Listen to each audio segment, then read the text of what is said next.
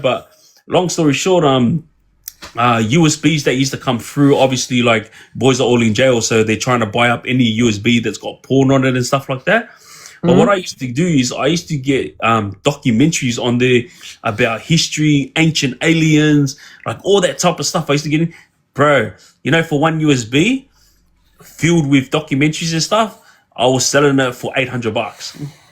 Yeah, but there's boys in there that have so much money that are selling the strips or whatever, or selling, and they got money to pay you, bro, and they've got no new information. They've read every book in the library, Yeah, but that's not the point. A lot of people talk about making money in prison, but they don't know how to make money in prison.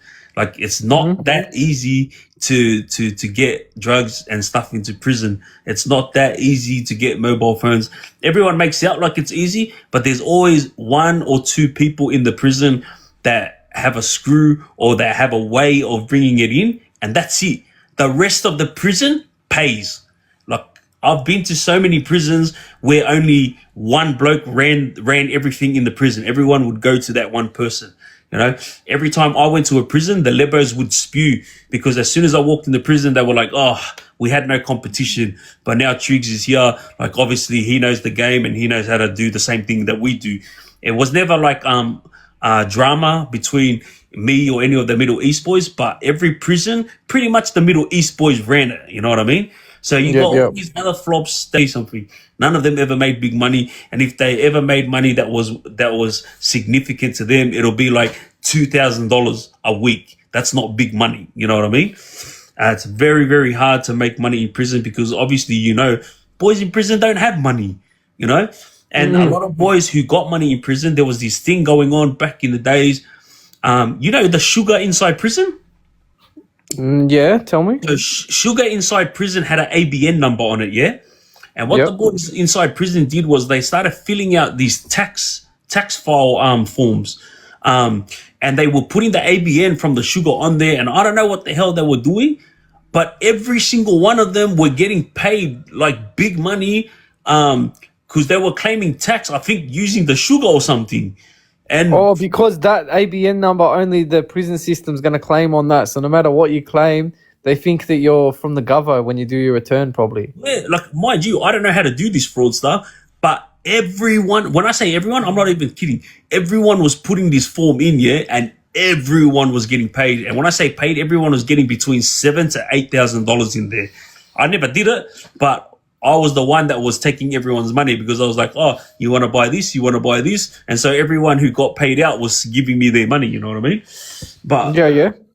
Like, my point is, a lot of people that talk it up and say they made money in prison, they didn't make no money in prison. They were making chump change. Every prison I've been to, there's always been one or two, max 3 people who's killing it. I'll give you an example. During COVID, no one had nothing, no drugs, no nothing. All right. I had a mobile phone. The Lebo boys had a mobile phone, and one Aussie guy had a mobile phone. This was in the whole of Goulburn prison. And then out of nowhere, a Koori guy came into prison, but he was stacked. Like, when I say stacked, like, he brought a whole heap of drugs from the outside into prison during COVID. Yeah. So when he got locked up, he was making big papers. Yeah, but the thing is, Kooris are not known for making paper because Koori boys are known just for smoking it all up, yeah? But this Koori guy didn't take drugs, and this was a shock to everyone. So pretty much, if Koori boys would come in with a whole heap of drugs or whatever, it was so easy for boys who are money makers to say, hey, bro, I'll give you this and give me that. And it was easy. The Koori boys would just hand it over because they want what they want. And as soon as they want something, they'll give it to you straight away, whatever you want. So, example, if the Koori boys or the Aussie boys had shoes, it was very easy for someone like myself to say, hey, here, I'll give you this, give me your shoes. But that Koori bloke who came in, he didn't take drugs. So the bloke was all about money. And when he came in during COVID, I'm not going to mention the drugs, but long story short, it was going for around about $800, yeah? And COVID hit so hard. Are you talking about a strip? No, and when COVID hit hard and everything got locked down, no visits, no nothing, this guy was selling this thing, yeah, for $2,500 a pop, and everyone was paying. Like this guy, I swear to you, he would have made at least $300,000 in about 3 months that he was there, because this guy, when I say loaded, he came in with a couple of ockers. He also came in with a whole heap of ships and all that, and he wasn't a drug addict. So this guy was all about making money. So my point is, there's always 1 or 2 or 3 people max that's the money makers. Everyone else is just chump change stuff. You know what I mean? And that Korea bloke, he ran Goulburn during COVID. He ran COVID. Everyone bought off him. He didn't get stood over? Nah, because he was in the Korea yard, and the Korea boys protected him because he was feeding all the Korea boys. In Goulburn, as I always tell on my stories, there's yards that belong to the Middle Eastern boys, Lebanese boys, the Islander boys, the Asian boys, and then the Korea boys. Those were the 4 yards, the 4 main nationalities in prison. And at Goulburn, that Korea guy went into the Korea yard, and then pretty much any other yard that wanted to buy off him, they had to throw a line and catch whatever he was selling. But I seen it with my own eyes. This guy, mate, he made big ass paper while he was there. He ran the whole show, and I've never seen a Koori run any prison because they're always the drug addict guys. But this Koori, on that day, for those 3 months, he ran Goulburn prison. Well, I haven't done time, but in jail. But like when I was a young kid, I didn't have the best sort of upbringing. Like when I was in year 5, I used to get off the bus every day and jack the shops, because around this time is when they were bringing in like all these bullshit canteen regulations, like you can't drink Coca-Cola at school or anything like that. So I'd go to the shops, rob shit from the shops every day, like boxes of gum, like not one packet, like take whole boxes and this and that. And I'd go to school the next day and I'd be the canteen in the toilet. Babies not here. And I was always just trying to, move and shake things. And, as I'm sure you can imagine, like that expanded later in life into other things. Yeah. But, luckily, I never ended up inside, man. Yeah, bro. Look, probably good. You got smarter as you went along. There's people like myself who was dumb enough to take risks after getting away with something, just kept taking the risk and then ended up getting caught. Yeah. I'll bring someone that we got freaking heaps more people that want to come up, bro. Far out. That thing that I sent you, it will educate you on so much shit that I just sent it to you a link. It's not 6 hours, bro. I had a look at it. It's 12 hours. It will teach you the financial systems. It will teach you stuff like that you didn't get taught in school at all. There were always kids at school slanging lollies. Yeah, I was selling lollies, Coke, energy drinks, like everything that people want that they couldn't get, like at the canteen. Goody gum jobs, bro. I was the same thing.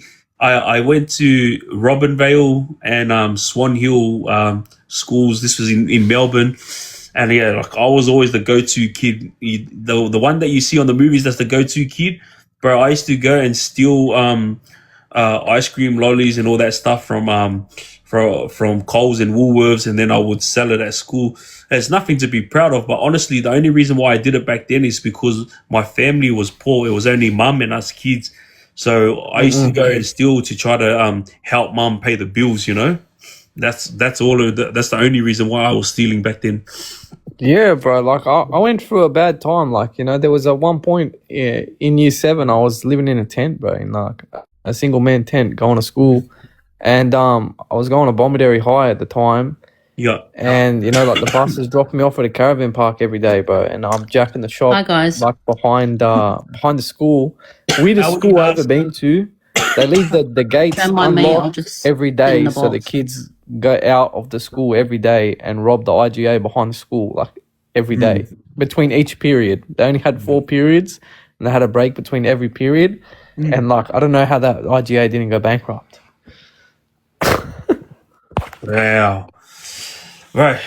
Yeah, I think everyone's got stories like mine and yours of being kids, jacking shops.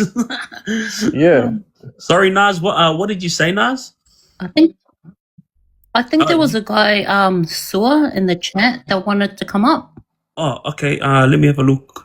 Because there's so many people. I can't see a sewer. Nah, I can't see a sewer. Maybe he went off. Maybe he has to request. I just pressed someone else. Let me see. Red magic. But keep going, Luke. Yeah, no, I was just telling a little story, bro. That was it. Hello?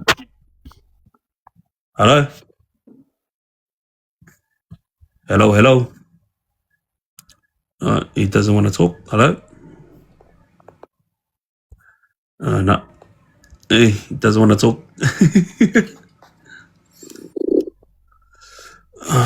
I robbed my own wallet. Hello? Yo, Triggz. Yo, Connor? Yo, what are you up to? How are you, my bro? Welcome in. Yeah, thank you for that. Oh, good one, Oh, brother. I just got a question for you, Triggz. Tell me. How much did you make in there? Oh, bro, the largest amount I ever made was $230,000 in 2.5 months. Actual. And I got charged, but I didn't You make got the done most. for it?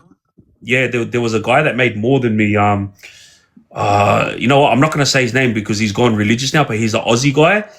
And he was in the Islander yard, but he was the type of person who never used to try to maximize his profit. So he would look after all the Kuri boys and all the junkie boys by bringing it in and just handing it out like very cheap. And from him doing that, he blew up and he made so much money, and his missus had it in a TAB account. And then the TAB rang the police and told them, look, this amount of money has been coming into this account, but they're not using it like to bet. It's just sitting in there. Then the cops inquired with the missus. Long story short, the missus couldn't prove where she got it from, and then they got the whole money taken off them, like just over 300,000. Fucking, while you're on that topic, eh? Yeah. See the tab accounts, that's a sports bet account, yeah? Yes. You can only withdraw if you win the money bet that you put on, yeah? Now back then you could do whatever. Oh, true. Yeah, back then, like I'm talking 2015. So how do they Now work it has around to it be now? turned over. Like if you put it in, it has to be turned over. Yeah. Yeah, so if you put money in, you have to bet and you can't pull out anything unless you win. Win off But that bet, yeah. back then you could chuck in like everyone used to buy like say whatever inside prison. So for example, if I had 50 boys in one day, chuck $500 in the account, it wasn't considered suspicious.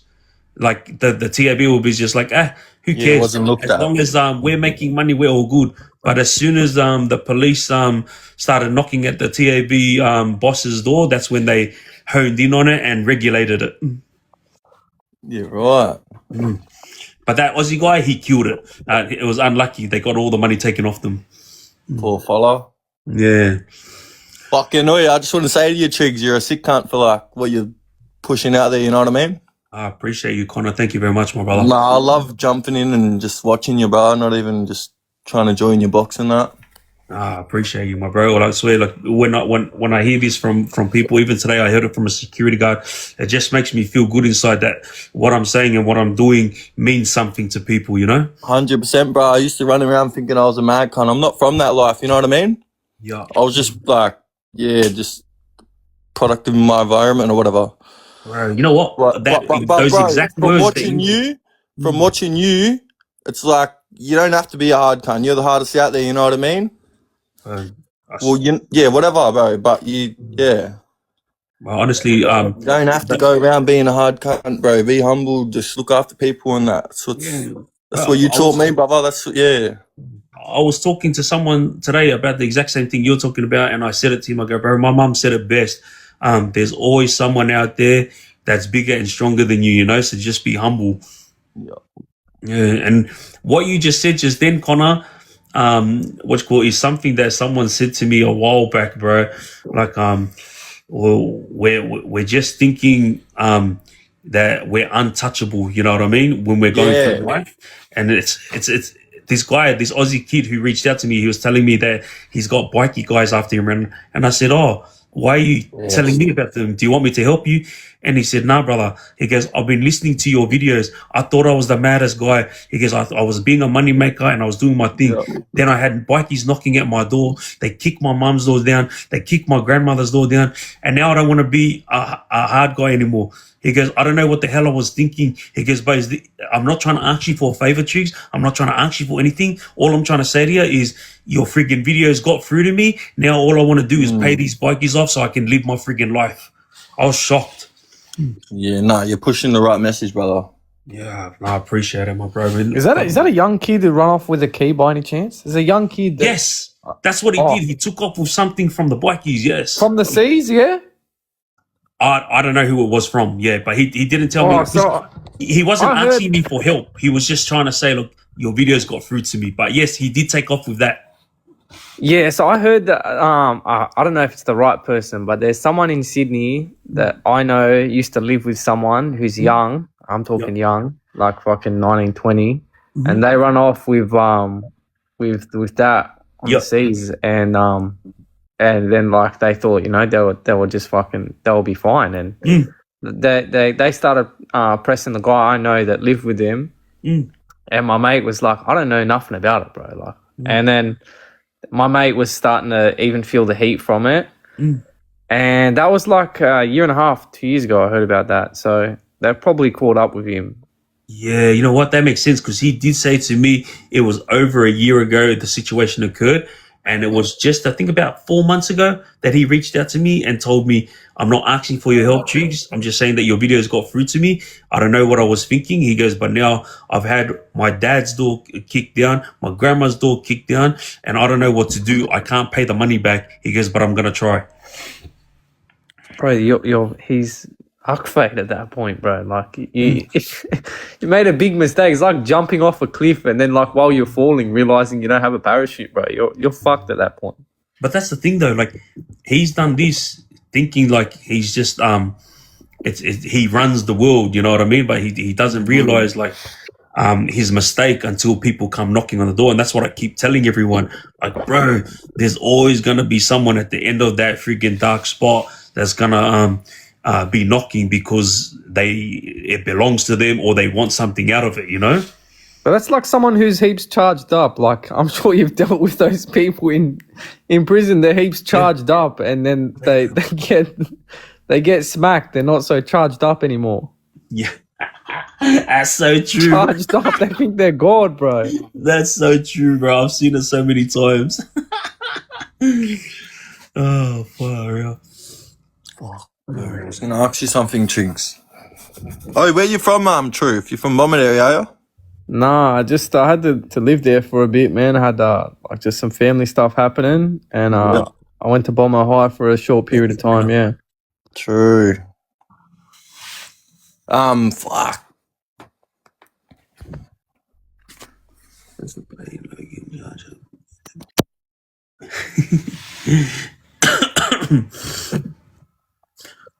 Triggz. Thunder, yeah, bro. What made you pull up? What Your missus, eh?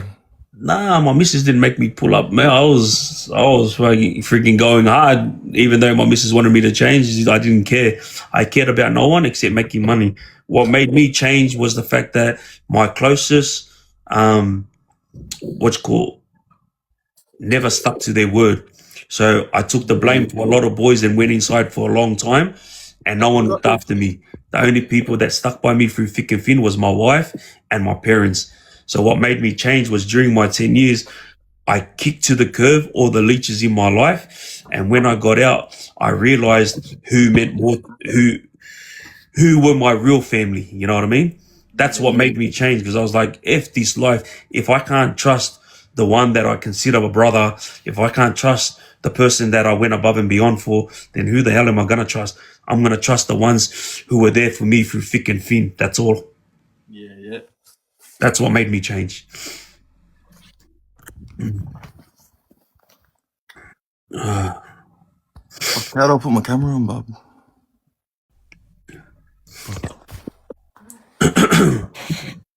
How do I put my camera on, brother?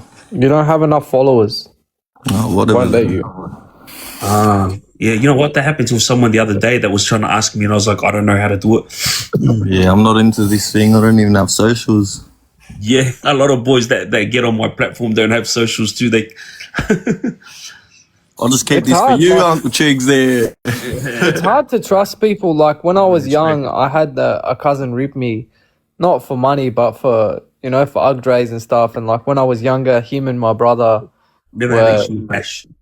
his older brother, like my cousin and his older brother and my brother were all involved in like Ugdrays, and I used to look up to them, and then that's how I ended up in that sort of stuff. And then they robbed me for shit, and then my brother told me that it was my fault. Oh no. When like I gave it over to them to move it, and my brother told me it was my fault, and I was like, that's my cousin, bro. Like what the fuck are you talking about? Why aren't you on my side? Wow. Probably just wants you to do right, brother. Doesn't want you in that sort of shit. Bro, my brother was fully involved in it. Yeah, well, he's probably older than you, yeah? No, my brother was fully involved in it, and then just was taking my own cousin's like side rather than my side, and just like basically saying fuck you. Was he younger than him? I was younger than him, yeah. Yeah, exactly. He's probably trying to help you out, brother. He doesn't want you in that life. Oh no, bro, that was already way too late by that point, bro. Yeah, true, maybe. I don't know. Someone here that said, was there some boys that was hard to kick to the curb also? Oh, were they asking me? Yeah, of course. There was a lot of boys that was hard to kick to the curb. There were boys that I grew up with, boys that I considered brothers. But like I told you guys throughout a lot of my lives, you are who you surround yourself with. And those boys, as much as I loved them, they were bringing me down. Every time I tried to help the family elevate, and when I say family, I'm talking about the boys. Every time I tried to help the boys elevate, they would bring us down because they had drug habits. I didn't have an issue with them having a drug habit because I was always there giving them my shoulder to lean on if they ever needed it. Help them with food for their families. I helped them with money in their accounts inside prison. Every visit I got a visit, I would get them visits because they never got any visits. And this is not just my boys. This is also boys that I took care of, especially the Islander boys, the younger generation. And like I said, as soon as I realized who mattered to me, that's when I didn't give a F anymore. I just started kicking everyone to the curb that let me down. And that made me become a better man, because that's when I realized who really mattered in my life. Only when I got rid of those people, that's when I realized. So that's to answer your question, my bro. I'm going to bring on someone else. There's a lot of people who want to come on. So if you want to stay on, guys, you can stay on. I'm just going to bring them on. How do I jump Yeah. in? Well, I'll see you later, Triggz. Thanks for the chat and that. Connor, my love and respects to you and your family, bro. Thanks for coming through, bro. Yeah, thank you, my brother. You too. Take care, my man. Bye-bye. Later.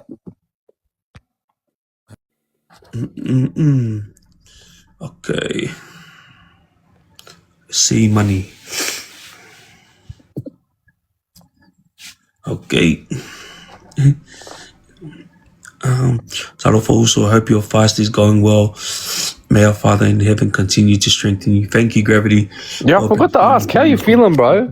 Like that was when you went to the pub.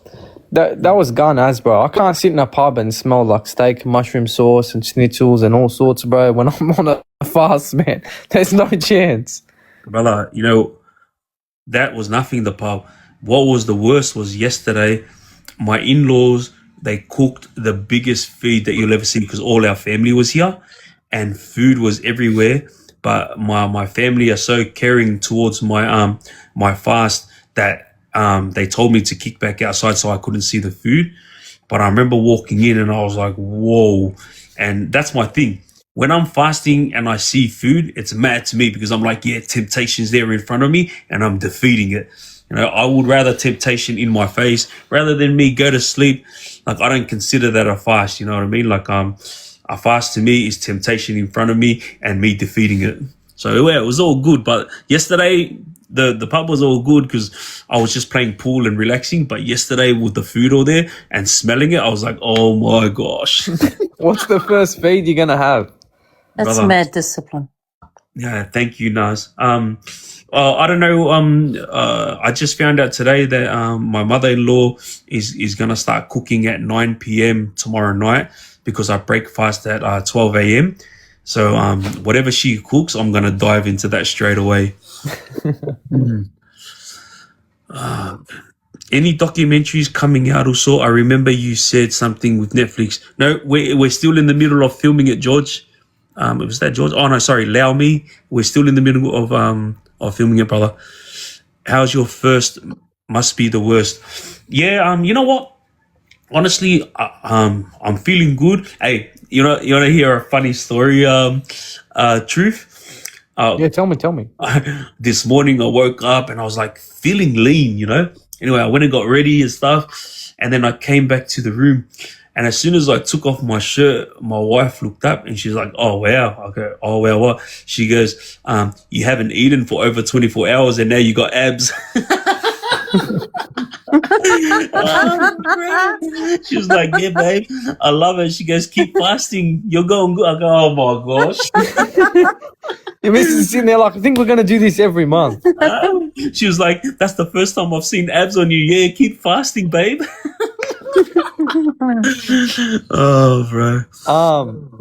What I was gonna say, if you're doing this this Netflix doco or any sort of doco, you should reach out to that copper that I was telling you about that was blowing the whistle on the corruption and stuff, and she got medically discharged.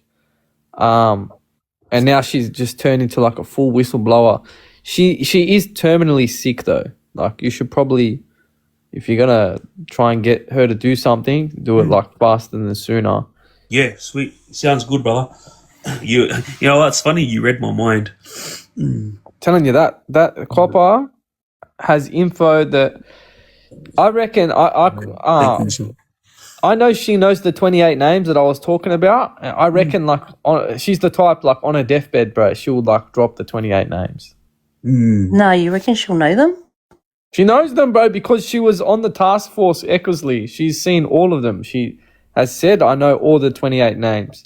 Damn. She was literally given the job of the task force of investigating all of those types of things, like the elite ring. You reckon Connor's saying you reckon she only knows it because she was involved in it as well?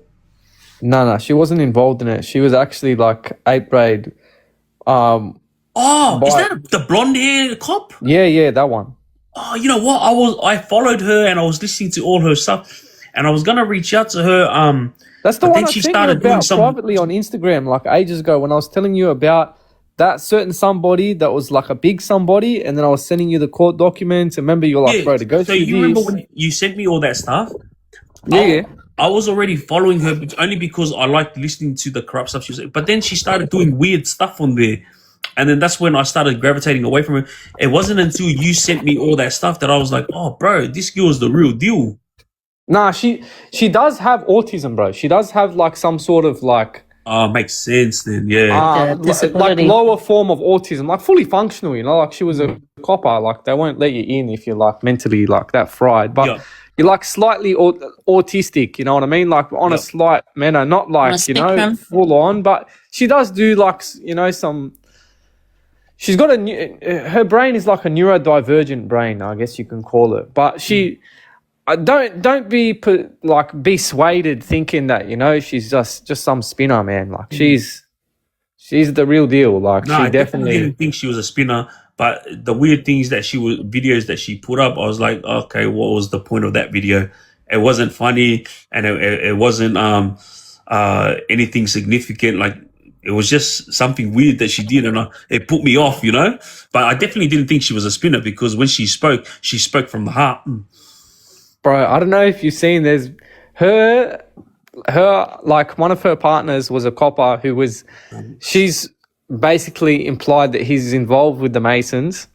And one time he was getting pumped, yeah? I mean, getting pumped, yeah, in the back, bro. Getting pumped, and he didn't realize, like, she implied by another copper who's, you know, a Mason as well. Yeah. And his phone, he didn't know, had, like, pocket dialed her and left her a voicemail, and it's just him screaming, getting pumped. Wait, he was having sex? Yeah, he's getting pumped. Whoa.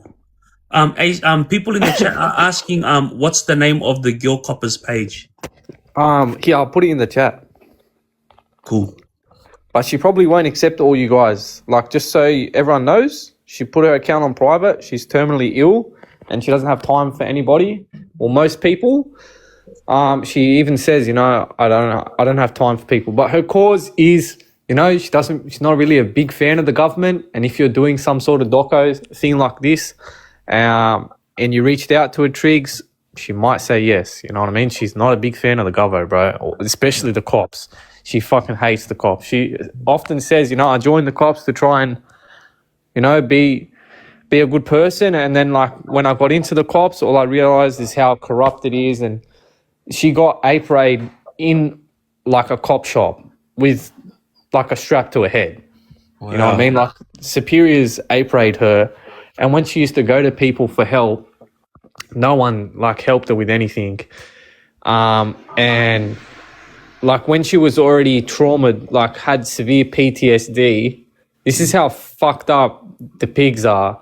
When she had severe PTSD and had to get moved into a different sort of job, the job that they gave her was reading through all the paperwork, evidence, documents, and statements of people that have been abused in that elite satanic Edo-Pay ring.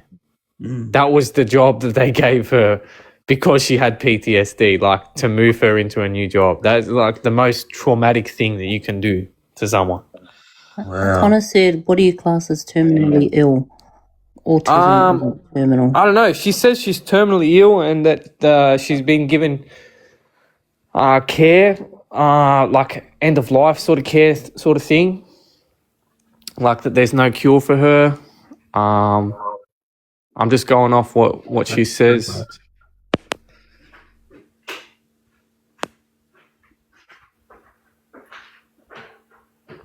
She has some issue where, like, she can't even, like, it's some sort of thing where she can't eat or, like, doesn't eat or her body doesn't digest food or something. Like, she's at the point now, bro, where, like, she can't even control her bowels. Like, she has to wear these special undies because she shouldn't piss herself all the time. Wow. She's basically, palliative care point, but she stays at home and she's got a little boy and, you know what I mean? It's a full sad story, bro. Like, and this is a stress-induced thing. Then, she says that, like, basically, this is from the cops and stuff. Hello, see money? Yeah. Thank you. Welcome, bro. Yeah. Hell of a day. I see.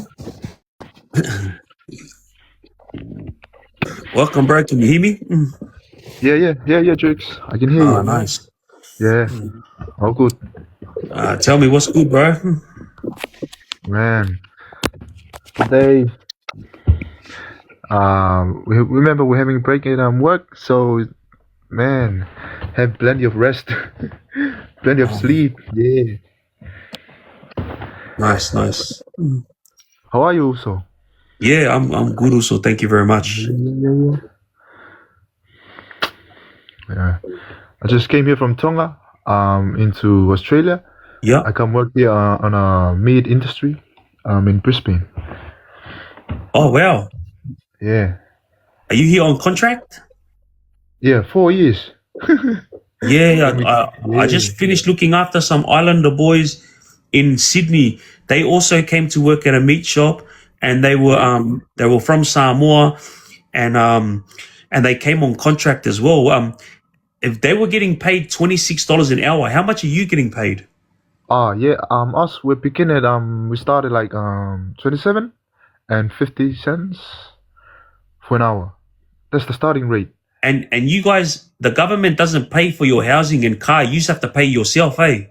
Yeah, that's right. Bro, that's a load of bullcrap. I said it to those Samoan boys. I go, man, if they're bringing you here to Australia to help our industry, then they should pay your rent. You know, at least that's the least they could do. And the Samoan boys were like, nah, they give us $26 an hour, and then we have to pay our own rent and we have to pay for our own car. Yeah. So for us, so we go by bus. Yeah. So every week we have our salary. They already deduct rent, and also the payment for bus. Yeah. So it's like $70 per week, and rent is like 160 per week. Wow. And everything, and there are many things like the health insurance and other things. You're in a share house, eh? Yeah, my room. How many of you? So one room is for 2 people. Yeah, 160 each. Right. See how ugly that is, Nas? Yeah, it's a small one. I was when I was talking to these boys, I was going, bro, my family member works in the same meat industry that they work in, and my family member is getting paid $39 an hour. These boys are getting paid $26 an hour because they came from overseas. No, but the thing is, so when time comes, like after 1 year, the rate goes up. Yeah, but the rate goes up 27, 28, 29, 30. So, and there are things like there's a group leader and team leader within the meat industry. So when there's a post, you write the post. So if you become a group leader, you like have 37 per hour, and team leader is like more. Yeah. So, but that's how it works. That's how the system works in the meat industry. But see, that's Yana. What's called. You guys should be getting paid what we get paid in Australia, because they are bringing you from overseas to help our industry. These people that have these meat industry, they make $1 billion a year. Yeah, that's right, Triggz. So they should be helping you guys more, you know what I mean? Because without you guys, their company won't run. If you guys said, no, we don't want to work, they can't do nothing about it, you know what I mean? Yeah. In this the meat industry that we're in, so it's like us Tongans, most are Tongans and Vietnamese, Koreans, Solomon Islands, and then only 2 Samoans. Yeah, it's a girl and a boy. Yeah. That's ugly, bro. Man, I feel sorry for you guys. Like, God bless you guys. You just came here to have a better life, you know. But man, I'm sorry that our government is rubbish. You know, like they should be paying you guys way more. You know. Yeah. But that's how the government is. It is what it is. You know how fried our government is, Triggz? You know how fried they are? They just put, I think last year or the year before, that if you have a certificate from India, like you have a uni certificate from India for being a doctor or some shit, if you come to Australia, it's valid. Wow. Seriously? Yeah. You can Google it. And then they got caught. There was like, heaps of them doing like mad frauds and coming here and using fraud certificates, bro. So that's how shit our government is. Like Aussies sit here and have a big hex debt and have all this struggle, and then some guy can rock up from India that's, not even gone to like a mad university and steal your job for less money. Yeah, 100%. You're right. Brother, I was talking about it before. I don't have anything against the Indian boys or like the Indian community, but that's just the government screwing us. Like I'm not. I don't want anyone in the chat or the viewers to think I'm being racist. That's just the government railroading us. From a business perspective, if someone is qualified in the same job and will do it for a less price, you're gonna hire that person. I'm just saying the government is railroading us. Right. Peanut Butter just said you're 100% right. Government are parasites. 100%. They live off us. Right. I was watching a guy the other day on social media, and he said, if everyone in every company just stepped aside and told them we're not working anymore unless we get what we want, all companies would die in the ass. They would have Italy to. did it. Italy did it. So when they Yeah, I know that. were bringing in this digital ID bullshit, everyone in Italy was like, you know what? I'm not going to go to work. I'm not going to spend money. We got, the cupboards are full. We're not going to drive the car. We're not going to nothing. And fuck yeah. And Yeah. like they dropped that digital ID stuff real fast. That's what I mean. Australia need to do that. You know what I mean? Like Australia's, man. As much as I love Australia, Australians don't stick together, bro. Like they have all the rights in the world. They have every opportunity to stand together as one, but they just refuse, bro. That's one thing. Like the Americans, they've got their rights in the Constitution. They've got their constitutional rights that, like, they won't let you alter the Constitution and stuff. Like the Constitution here is rubbish compared to there. Like the American rights with them being allowed to have straps and the right to free speech and all of this sort of stuff. They got like rights in concrete compared to us. Yeah, 100%. Oh, bro. The person that said rights but no health care, bro, like our healthcare system is free and it's pretty terrible, to be honest with you. I just came back from China and my wife had a surgery. Here, they found something that was the size of my fist growing in my wife a year ago, and they just said, we're going to monitor it. We're not going to do anything about it for now.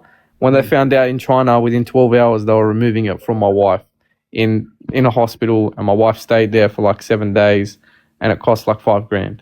Yeah. Here, good luck getting that sort of treatment. No, 100%. You're right, bro. I know a lot of people that went overseas to get help because Australia was rubbish. Yeah, exactly. Oh, bro. Right. Triggz. Yo, sorry, brother. Did you try to say something? Oh yeah, no. I was just gonna say, I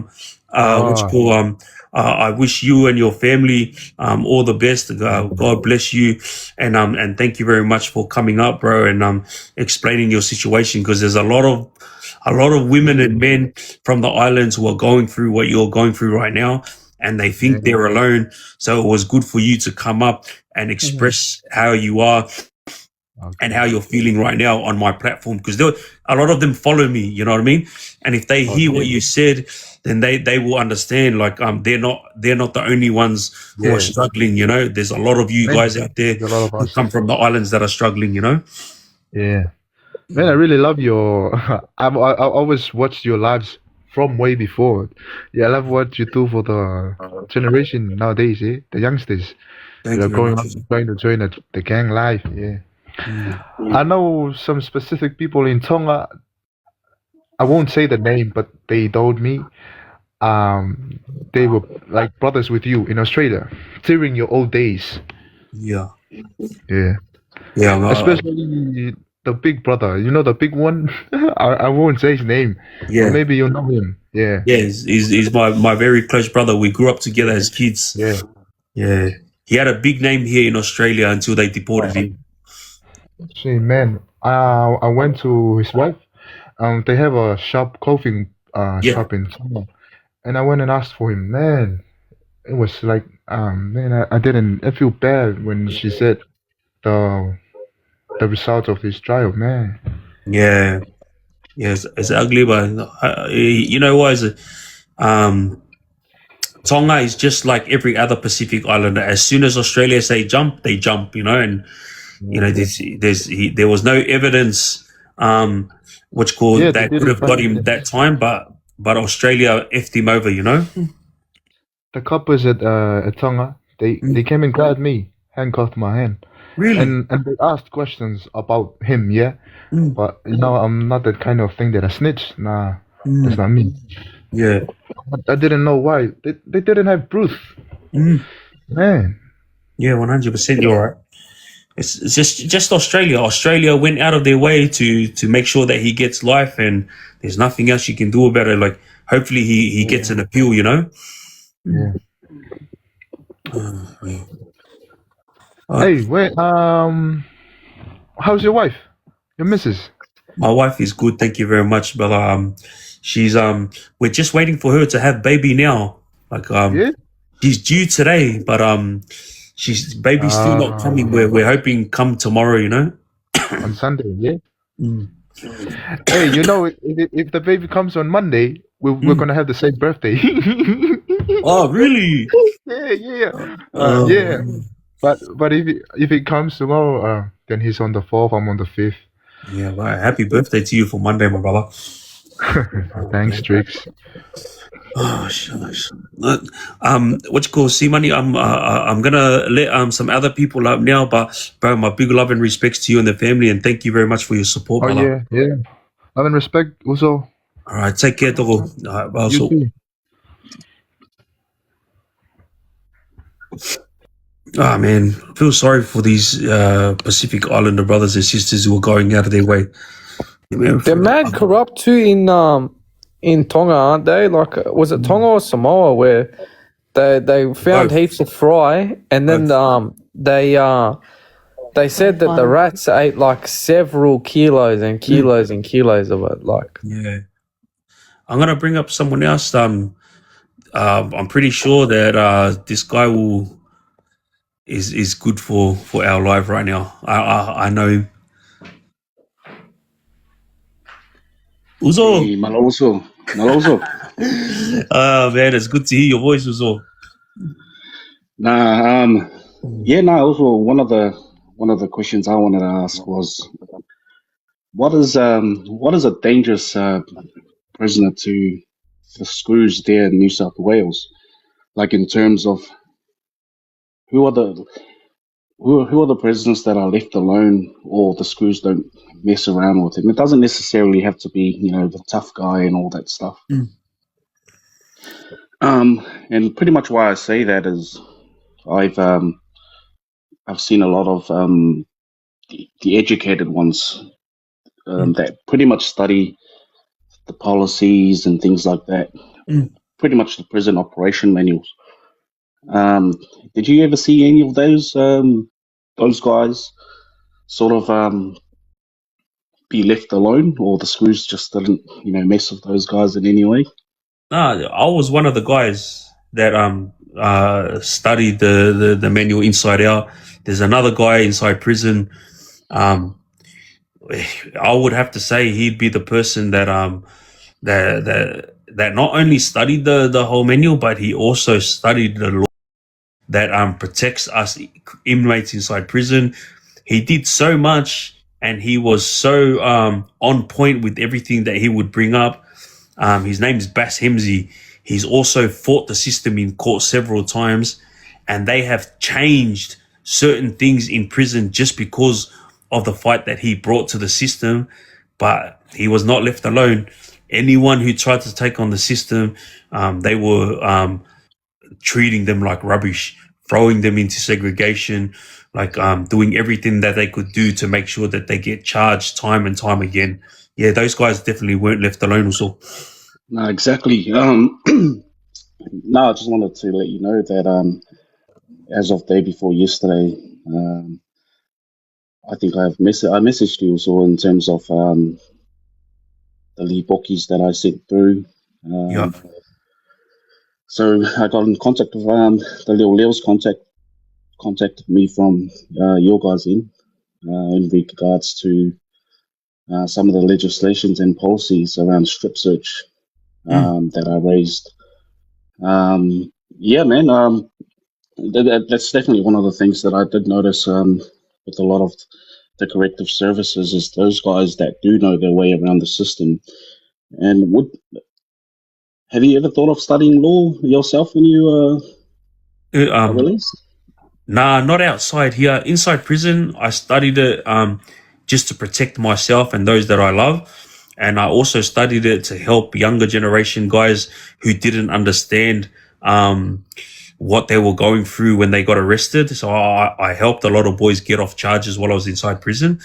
But in terms of what you were saying, boys that study that type of stuff and they try to use it to their advantage inside prison, they get jumped on straight away by screws. Screws harass them, screws kill their life. But if anyone from the outside tries to defend someone on the inside using the rules and regulations that they have learned, bro, the screws, they sort of try to like how do I put it? They try to like play dumb, and then they try to be like sort of like on your team, and then they'll let the hierarchies know, the hierarchies of the commissioners and that. Long story short, as soon as they realize that you know a lot and that you're willing to fight, straight away they'll start cock blocking you. So you won't get any visits with any of your loved ones. They'll start banning you from having video link visits. They'll start putting false allegations on you so that you will never get any access to the system. But that's what they've done to several people on the outside world that have tried to help inmates on the inside.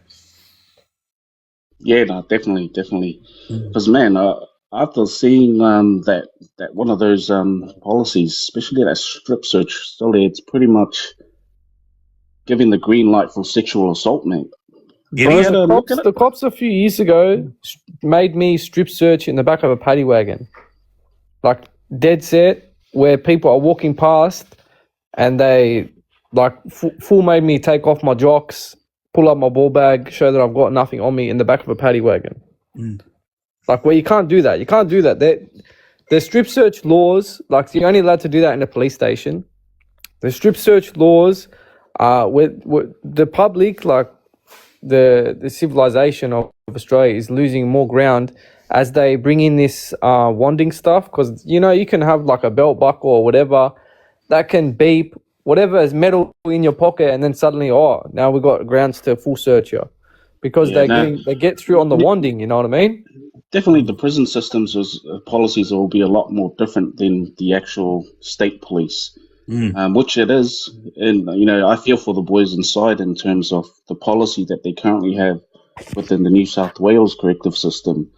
Specifically, this one that I raised up with the commission in terms of non-compliant prisoners that refuse to get strip searched.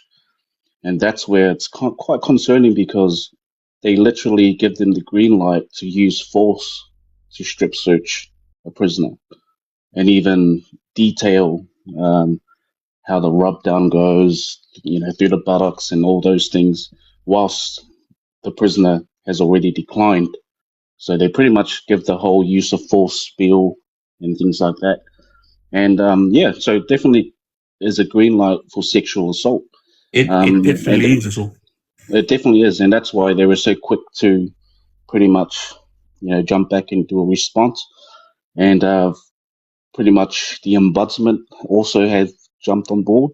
So yeah, it's going to be a thing that, you know, the policy. I wouldn't say legislation, because it's the New South Wales corrective systems policy, and yeah, that's quite messed up.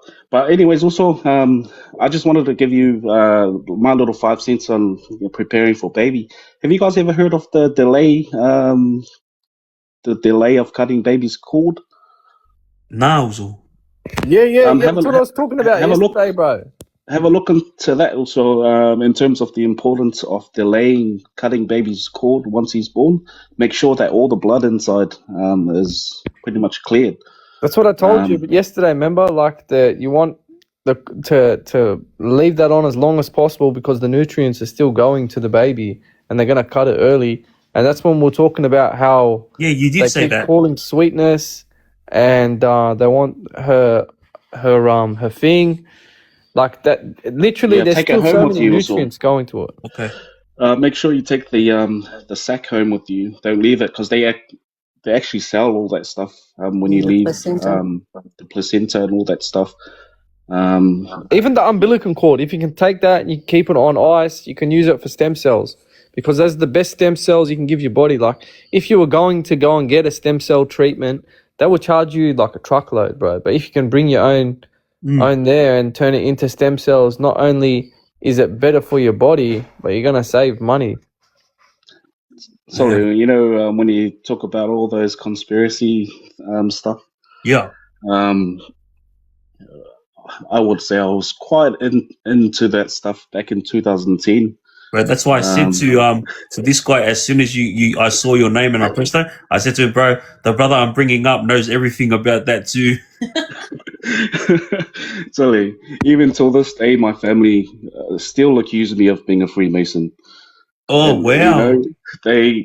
it's it's just some family member can't fathom when you have sort of success in somewhat avenues and things like that. Mm. They're the first thing that they jump in is, nah, this person can't climb up ranks. They must be, they must be rolling with them in Mm. terms. But in saying so, just because I was granted a scholarship from the Freemasons, it doesn't mean that I am one. Mm. But like there was the truth. What's his name, Luke? Yeah. Yeah. So a lot of the stuff that he's talking about, and I was also one of those guys. Also back in 2010, I was burning DVDs and sending it out to people in school and all those things, man. Oh no way. The whole Jesse Ventura and Back then, though, Infowars. back these days, like before, the phone was even big, people just called you the biggest spinner. Like now, there's way more shit out about it. But like in these days that he's talking about, when you try and talk to people about, for example, Rockefeller, when they released the paper for sustainable life and all this sort of shit, where they basically outlined Agenda 2030 in 2010. And you tell people about this, they were like, listen, bro, I think you're fried, man. Just don't talk. Well, the whole word conspiracy, that was a word that was created by the CIA to discredit anybody that was speaking truth. You just slap the name. Oh, no, he's a conspiracy theorist. Exactly. Wow. That was designed in that way. Don't even get me started with MK Ultra, man. Also, that's one of the craziest ones that you should have a look into as well. It's quite old, but they were bro, first. I don't talk about that because like you'll probably get him bananaed. But we can send him all that sort of shit privately of how they were putting Exactly. LSD in people and stuff, and that were going to see hookers and all sorts of things that they were doing back then to study on it, and the fact that MK Ultra is still an active file that hasn't been closed. It's still happening till this moment, but they were forced to release all that stuff.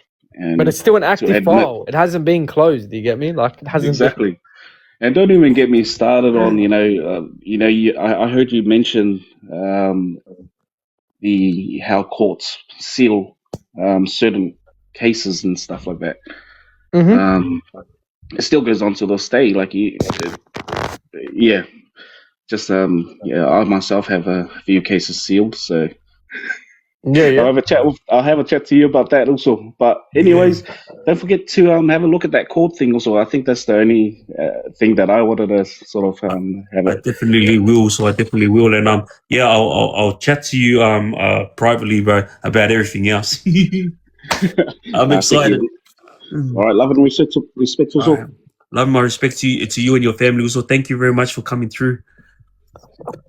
For a lot of the youngsters that are watching, if the cops come up to you and they just want to search you because they know that, you're a bit of a troublemaker, I suggest you ask them what's their RAS, what's their reasonable articulable suspicion that I have committed a crime for you to be able to search me. Because a lot of cops just walk over and they tell you, we're going to search you now, we're going to this, we're going to that. And anything they find on you at that point, just so that the youngsters know, is like going to get thrown out in court if you have evidence that they couldn't search you for that. They had no right to search you for that. So it was the search was unlawful, which means everything in the search that was found is unlawful to be charged for. Candace Owens on top. Yeah, my wife loves that Candace Owen.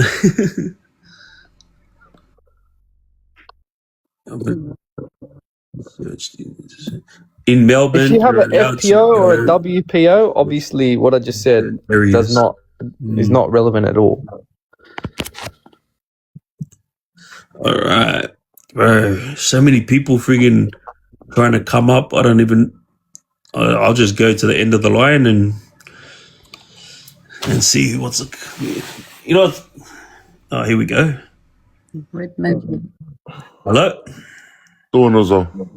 Uso, Red Magic. Hey, bro. Yo, what's up, Uzo? Welcome. What up, Uzo?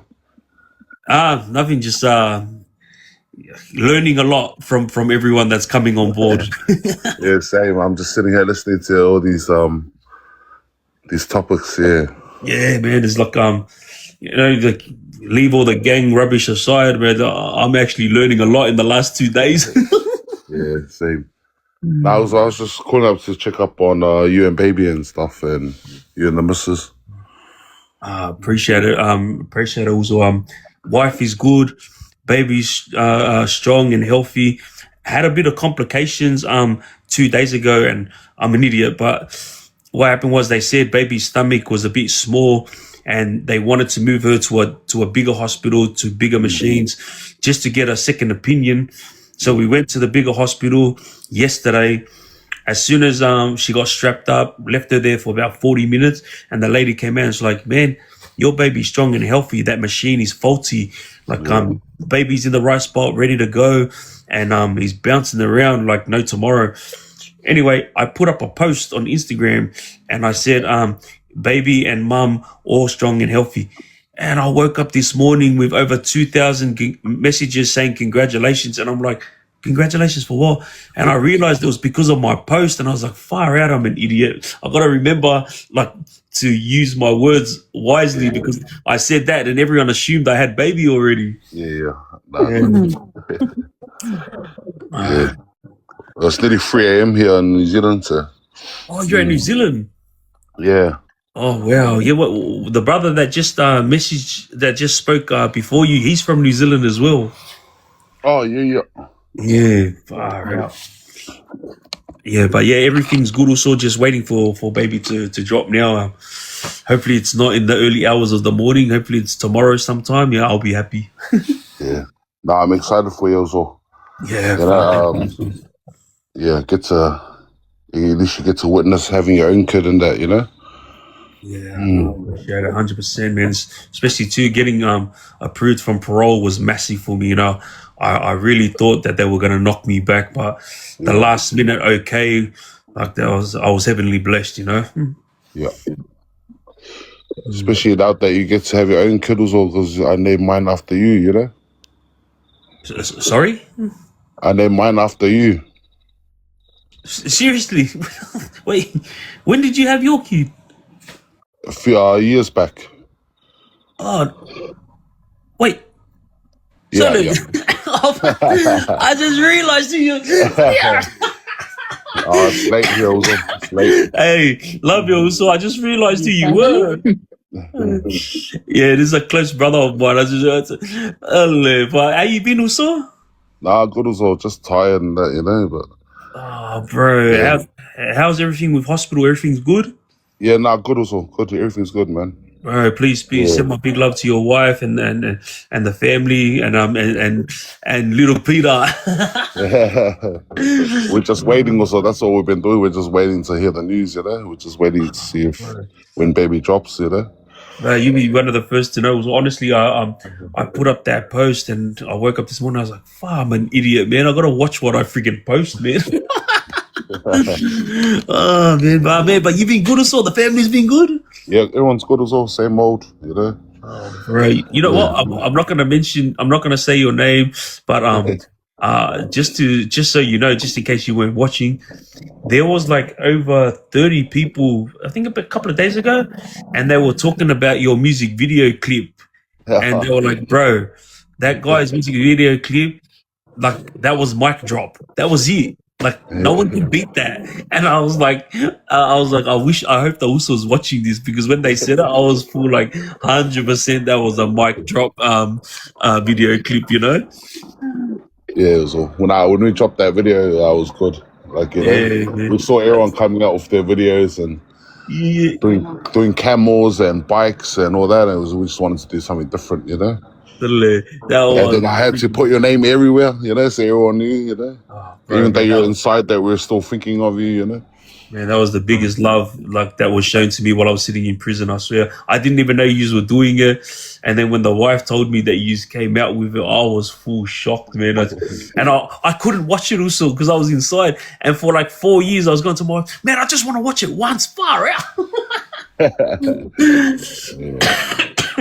I don't know if my wife told you, the first thing I did when I got out is I watched it, and as soon as I watched it, I go, so I love the also, man. I go, fuck, these full like wore my clothing line, freaking put my name everywhere, bro. I love you also, Yeah. honestly, bro. I appreciate it. Always love to you also, man. Always here for you if you need anything. I appreciate it so far out. Oh man, can't believe I took 3 o'clock in the morning. So what are you doing awake? You should be resting, bro. I was just watching the live, just watching the live, listening to everything. I was gonna crash out and then heard all the conspiracy stuff, and I was like, oh, I better listen in. And then I got interested. I was listening. I was like, oh yeah, there's something different. That's what happened yesterday. It was like it went from gang stuff to conspiracy stuff, and then, well, I swear to you, like I must have had 50 messages come through this morning where they're like, "Bro, can you please talk to Lurkin again?" That's the one that's on Truth now. Oh yeah. Oh, shit. But yeah, it's a good learning curve, man. I love listening to this type of stuff. Yeah, I'm waiting for the merch drop too, so I'm gonna wait as well for that. Oh yeah, obviously. You know what? I still haven't freaking. Look, I got my phone in my hand. I was supposed to post up the link yesterday, and I full forgot, so I was too busy. And I'm still trying to get over my cough. But you know what? I'm gonna freaking post it up now. Oh, I'll get onto it. I'll tell my wife to do it for me. Oh, and waiting for Heat's video too. Video clip to drop as well. Also, like honestly, no one can beat what you guys put in your video clip. But the only reason why this video clip of my brothers is gonna blow up is because not only did we bring in the best director from overseas for music video clips in Australia and New Zealand, but we spent a lot of money doing a lot of scenes. And when I say a lot of scenes, when you do music video clips, obviously people only pick 3 locations max. Also, we had probably at least 11 locations, and everywhere that we filmed, significant things happened in these shoots. So that even the camera guys were saying, bro, this clip is gonna blow up. That's what the camera guys were saying to us. And these camera guys don't actually do music clips. They do commercial stuff for government. Yeah. That's like us also. When we did the video, we spent a lot. I spent a lot of money on that video. 100% you would have. And then we had to keep it low key because we had to find a disclosed location to shoot it all and have only certain people there, so other people didn't find out or know where we were doing it. So I can only imagine also. But the funniest thing about ours is like everyone found out what we were doing because it was like on the Awala.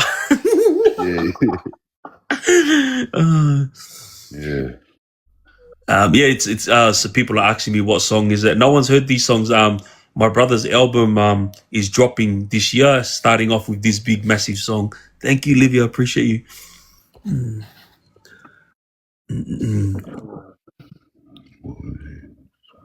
Oh, sorry. Man, I can't wait to come to New Zealand also. It's my parole finishes in May next year. Yeah, so we'll be ready for you. We'll be waiting. Yeah, I can't wait. Man. Might have to make another trip to Hong Kong again. Nah, jokes. You gotta, bro. We're not going on any more brotherly trips from now on. When we do trips, we gotta take our wives and kids with us. All the kids, yeah. That's why I was laughing because me and my missus were having a look at the photos when we went overseas, and she was laughing. She's like, "Look, you guys all went to Disneyland, and you guys got no kids." We took photos in Disneyland, you know. What was it? Where was that at? Was that Hong Kong? Hong Kong, yeah. Yeah, we went to the Hong Kong Disneyland, eh? Yeah. Hey, it was the best when we went to the UK and then we went to Wales. Yeah. I was talking to my wife the other day and I was saying to her, hey, remember when Joseph Parker walked past us and then he winked his eye? And then after he lost the fight, I turned around and I was like, man, that guy winked his eye like he was gonna win all day, bro. I was spewing he lost, you know. Oh. You know, the other thing I trip out also about that fight too is that all the celebrities and that were there. So it's packed out arena in the UK. Yeah, and we're sitting right in front, and all the celebrities are behind us, behind the barrier. Remember Sugar Ray Leonard? They were on the same. Yeah. Sugar Ray Leonard was on the outside.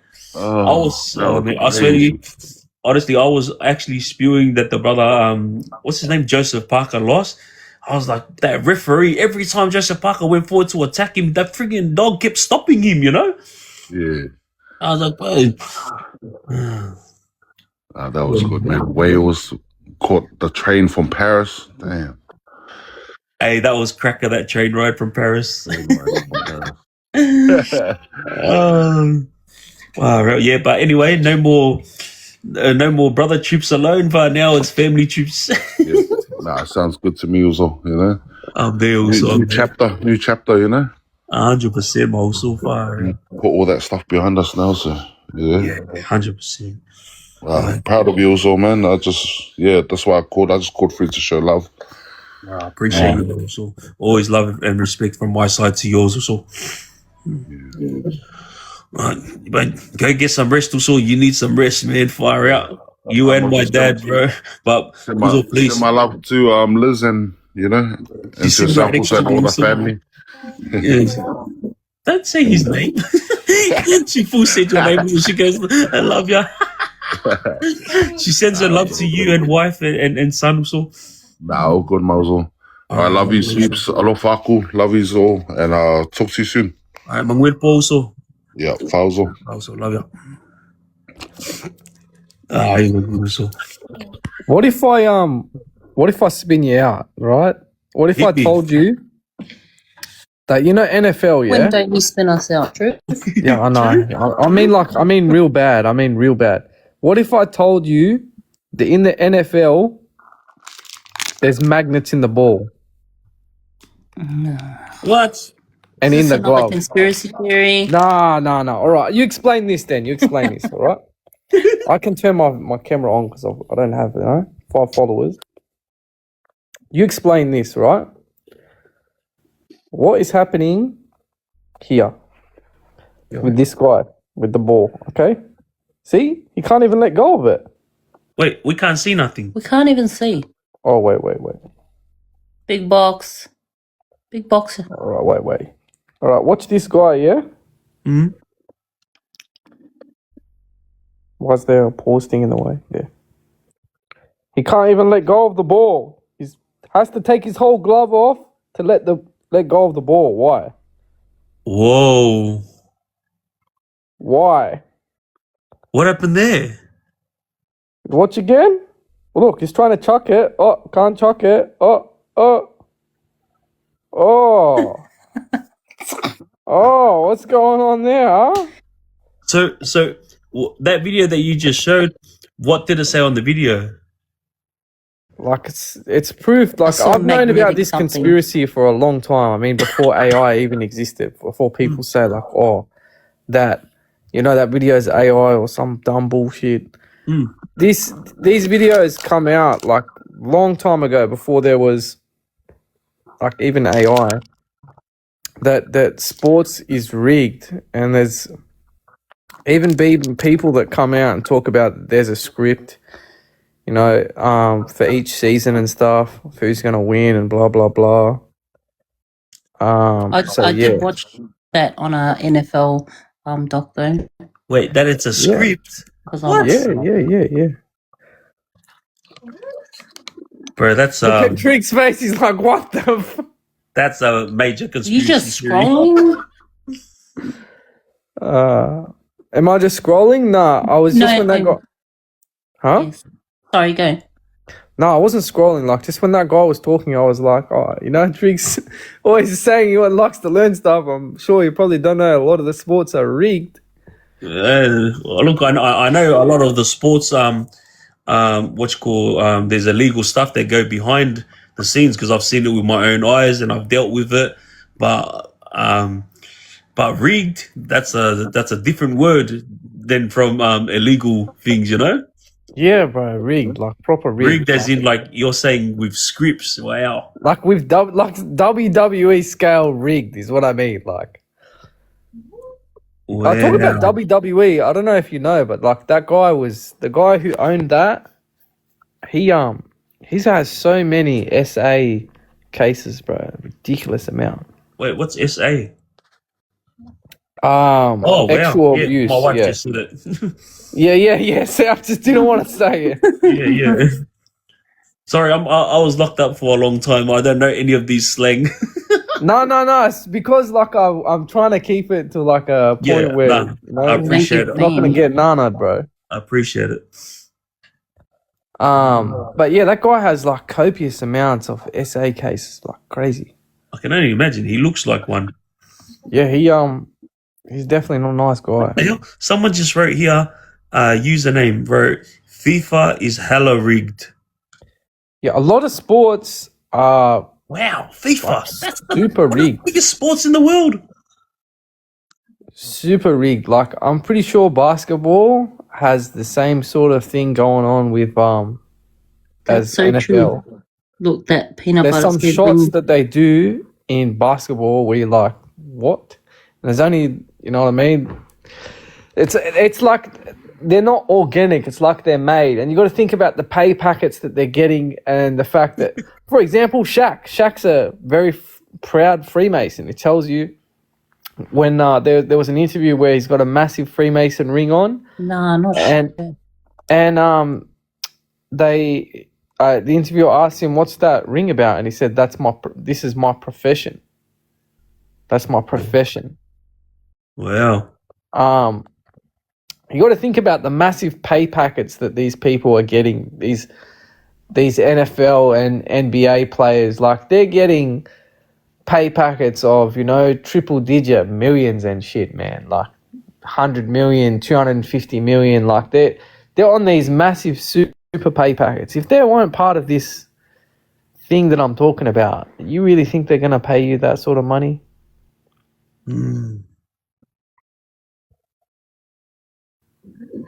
Far out. 6L just said 2025 State of Origin was rigged. was that just because your team lost?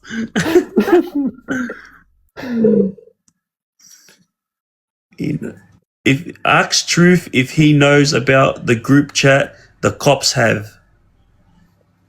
You talking about they have chats where they share like videos of arrests and all sorts of things and they laugh about it with each other. I'm pretty sure he's talking about that group chat.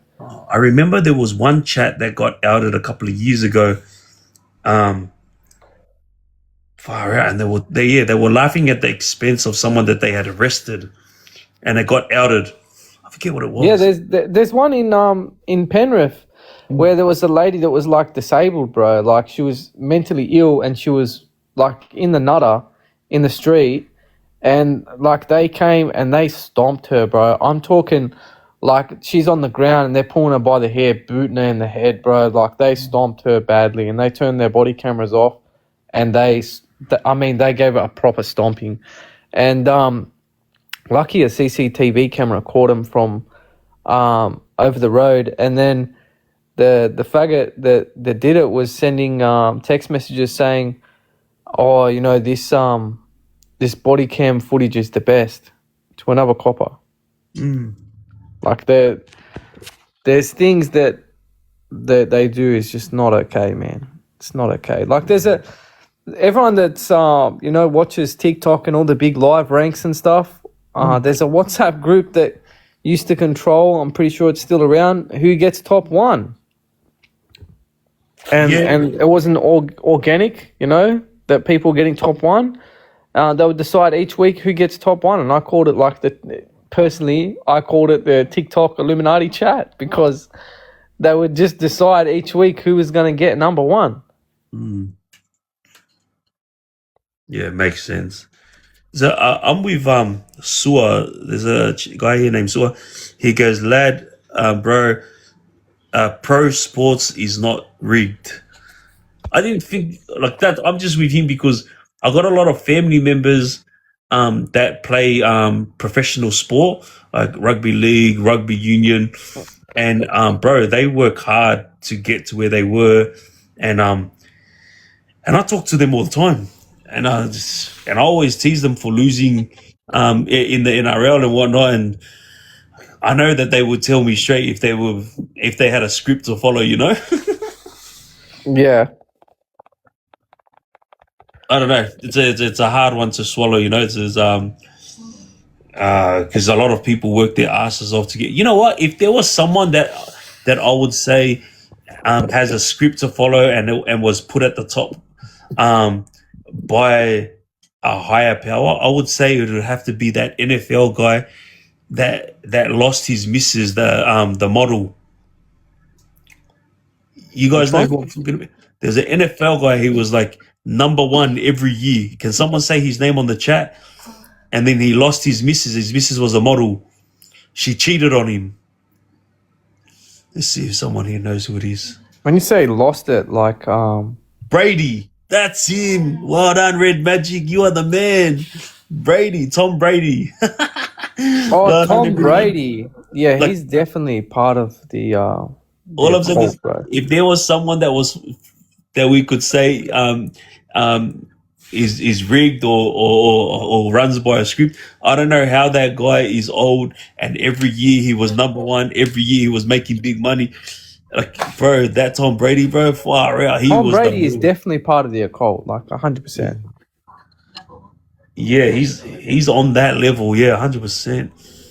100%. Like, you can look into a lot of these things. Your mate that was up here before definitely would have looked into all this stuff, and you'd be able to talk to him more about how all the celebrities and superstars do intertwine with the occult. Like, you get to a level of money where, like, you get approached, and if you don't like get on board with that, then you don't go very far after that. You know what I mean? Like, they blackball you.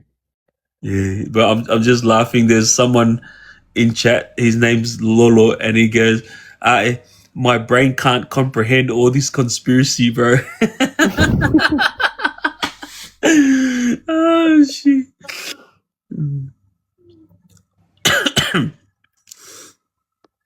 Yeah, nah, but bro, I 100% I don't just believe it. I know for a fact that games, a lot of pro sports, there's a lot of illegal stuff that happens in the background.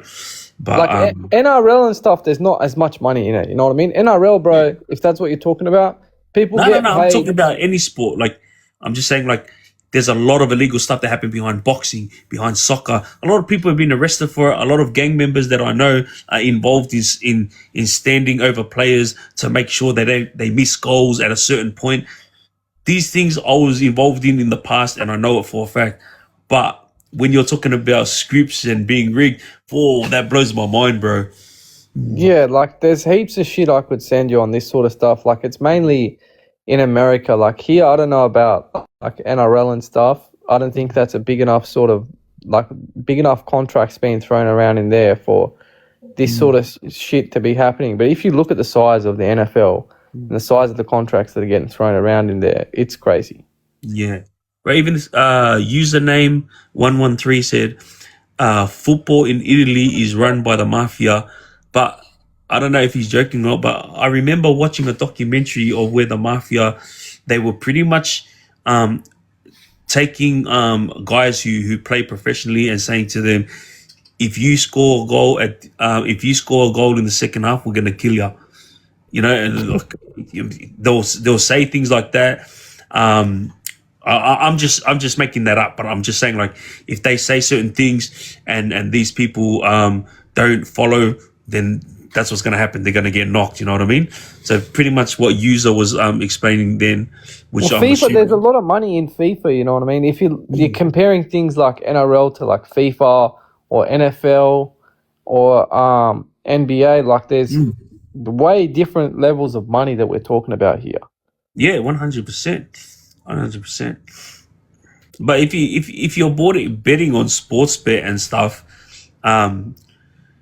it's pretty much the same amount, bro. Unless you're betting like elsewhere, you know, like loan sharks and stuff, you know, loan sharking stuff. Yeah, betting side of it, yeah. If you're, you know, doing crooked sorts of bets and stuff, definitely it'd be much easier for that. But I was just saying these sorts of things. Your mate that's been looking at stuff since 2010, you ask him, bro, about sports being rigged, man.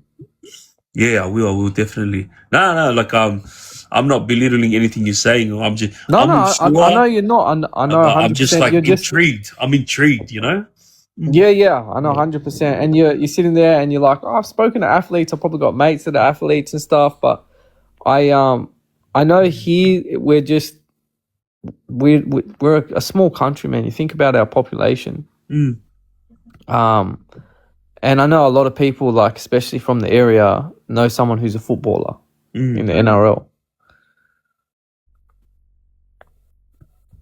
Oh wow. This is freaking cracker. Yo, Alex. I appreciate you. Wow, well, we should have been I don't know anything about horse racing. The person that's saying horse racing, I don't know nothing about horse racing. I'll bring someone up. Yeah. So many people trying to come up.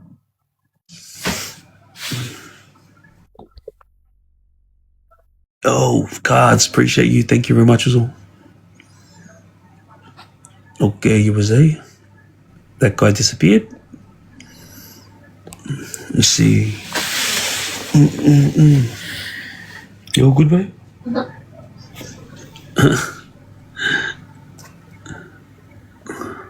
Okay, that guy disappeared as well. I think maybe because we take too long, to bring them up. They probably. What about last night? The other guy was dead asleep. He was full snoring. What I think happens is they request and then they go to another live, and then like by the time we accept them, they're not here. Understood.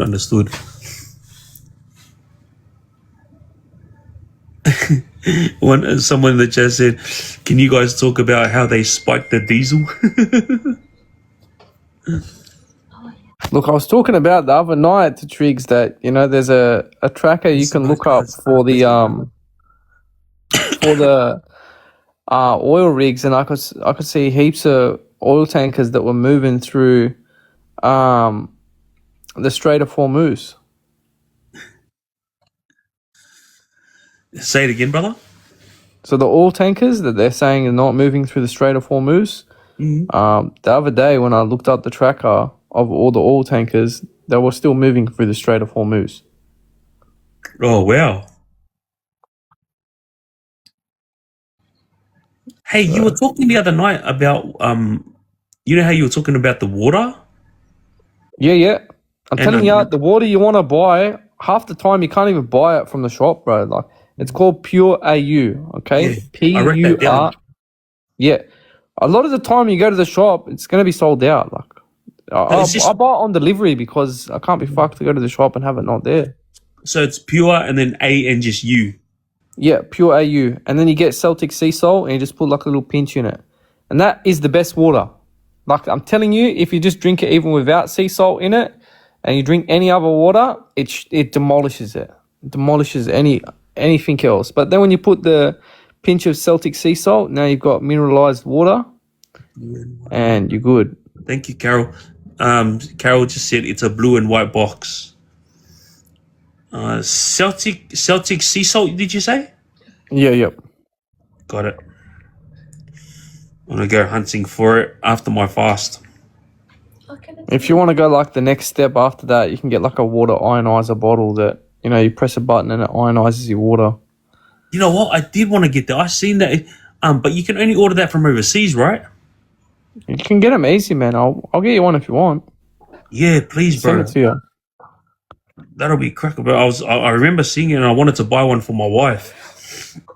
Yeah, you just get these little bottles and then you ionize it and then you put the salt in afterwards. You don't put the salt in before you ionize it. Yeah. Yeah, bro. That water, I've never heard of it before, but I'm definitely gonna go try it, bro. I'm Because telling one you. thing I do know is that the water that's coming out of our tap is definitely not good for us. Oh, so I used to tell Wings people, and things. Yeah, the profiler, yeah, we're still awake, man. yeah, the profile. Um, I used to tell people like way back in the day that, you know, drinking out of the tap is chat. You know, the pipes and stuff are disgusting. If you've ever cut a pipe and you've seen what the water flows through to come to you, it's disgusting.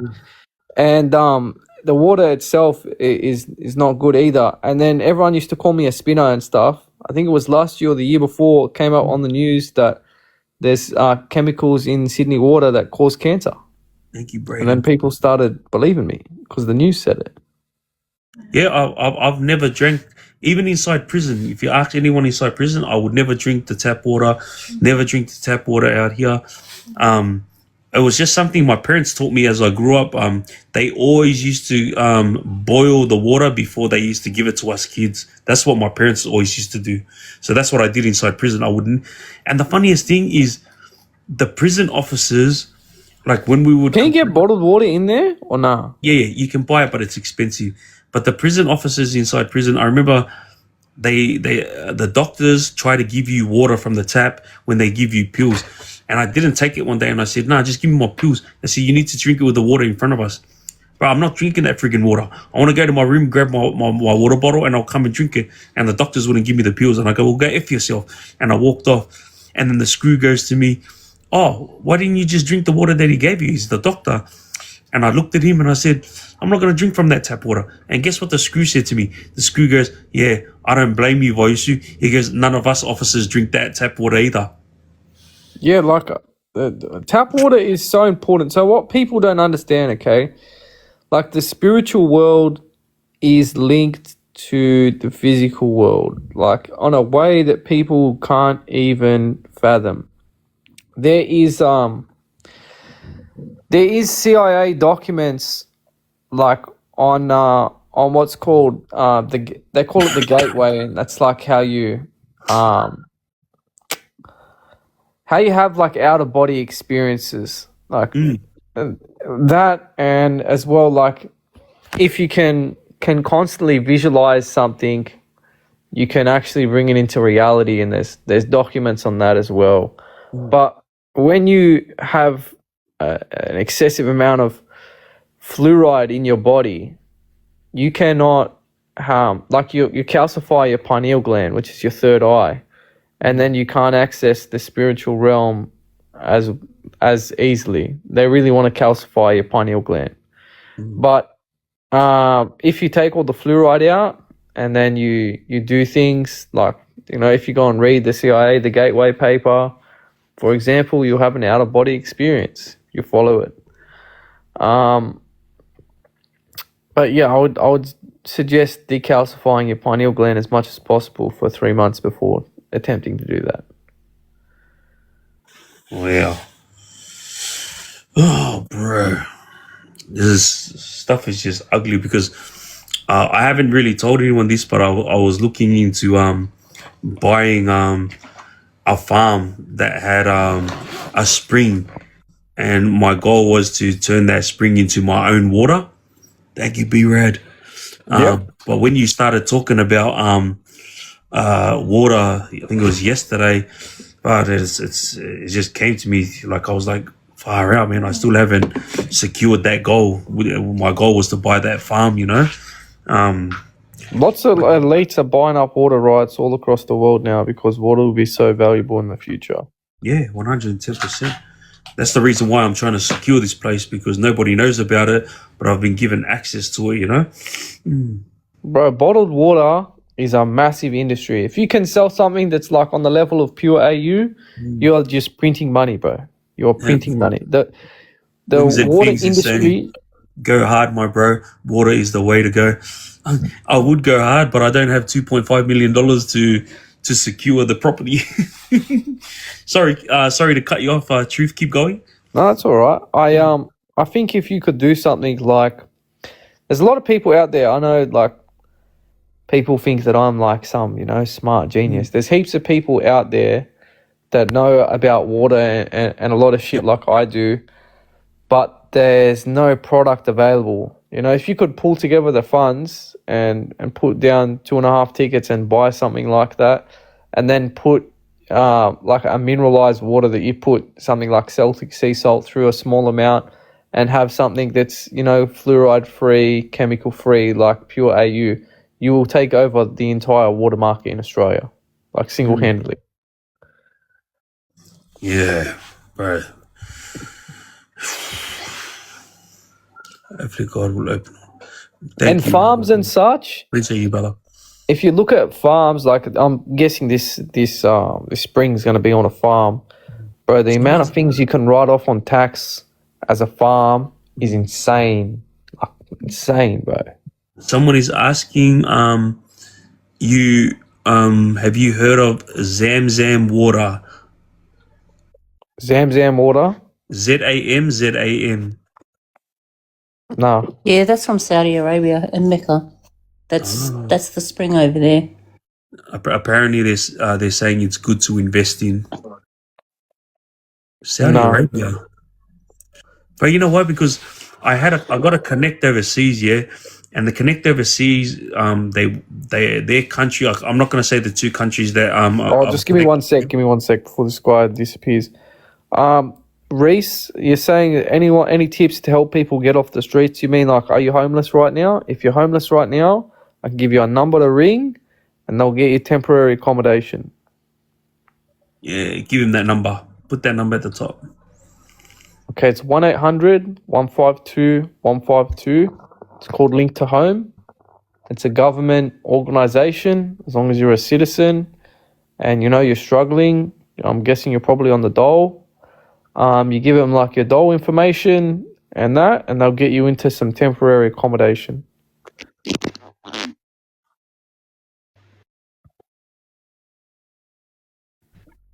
All right, sorry to interrupt, Triggz. No, that's awesome, bro. That's more important than anything we've been talking about. Getting him that phone number. That's cracker. Yeah, sorry to interrupt, bro. What were we saying? Zamzam water? Oh, no. It's the Saudi Arabia. Oh, no, sorry. I have contacts overseas. So that's the reason why I was trying to secure this water. Because this water has you have a license to sell it. Anyway, to cut a long story short, my contacts overseas, 2 countries that I won't mention, they are willing to spend big money for water. And so I was shocked, like at how much this is in the underworld, because there was a bikie gang, one specific bikie gang, who were running around trying to find the right land that had the right spring. Not in Australia, this was in New Zealand, and they're going hard, trying to sell it to even countries like China. That's not the country I was talking about, but they were even trying to sell it to China. But yeah, you're 100% right when you're saying water's the big thing coming. Water's massive, bro. They've been buying up the water rights all across the... Bro, you got to look at how many farms Bill Gates bought up. Bill Gates bought up truckloads of farms in like the last couple of years. Farms and water and shit is going to be massive. You know what's funny? Last year when I went back to New Zealand and for my brother's unveiling, I stayed in the hotel in Auckland, and then next to our beds were these bottles of water, and it had like the name of the spring. And I said, "Wait, I'm going back there. That's our spring." So I called my cousin and I said, "Which one of our family members have made this the water, like the spring?" It was the down where I'm from. And she says, "Oh no, a few people sold it off to the Chinese." I said, "So what, our own spring, they sold it off?" And she said, "Yeah, and now they've bottled it and put them in the hotels." There's some guy in the chat, the one that I was replying to. His name's Reese, and it turns out he's not homeless, but he's just asking for advice on how to get out of like the street life. I think Triggz can probably answer this more than me, but I've had my time here and there, And I don't know what you're going through, bro, but at one point I was a smack addict with, people owing me 50 clackers, and I just, wrote everything off and gave up. Like, if you want to give up, just give up.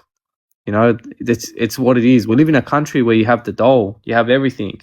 It's going to be hard. You're going to have no friends.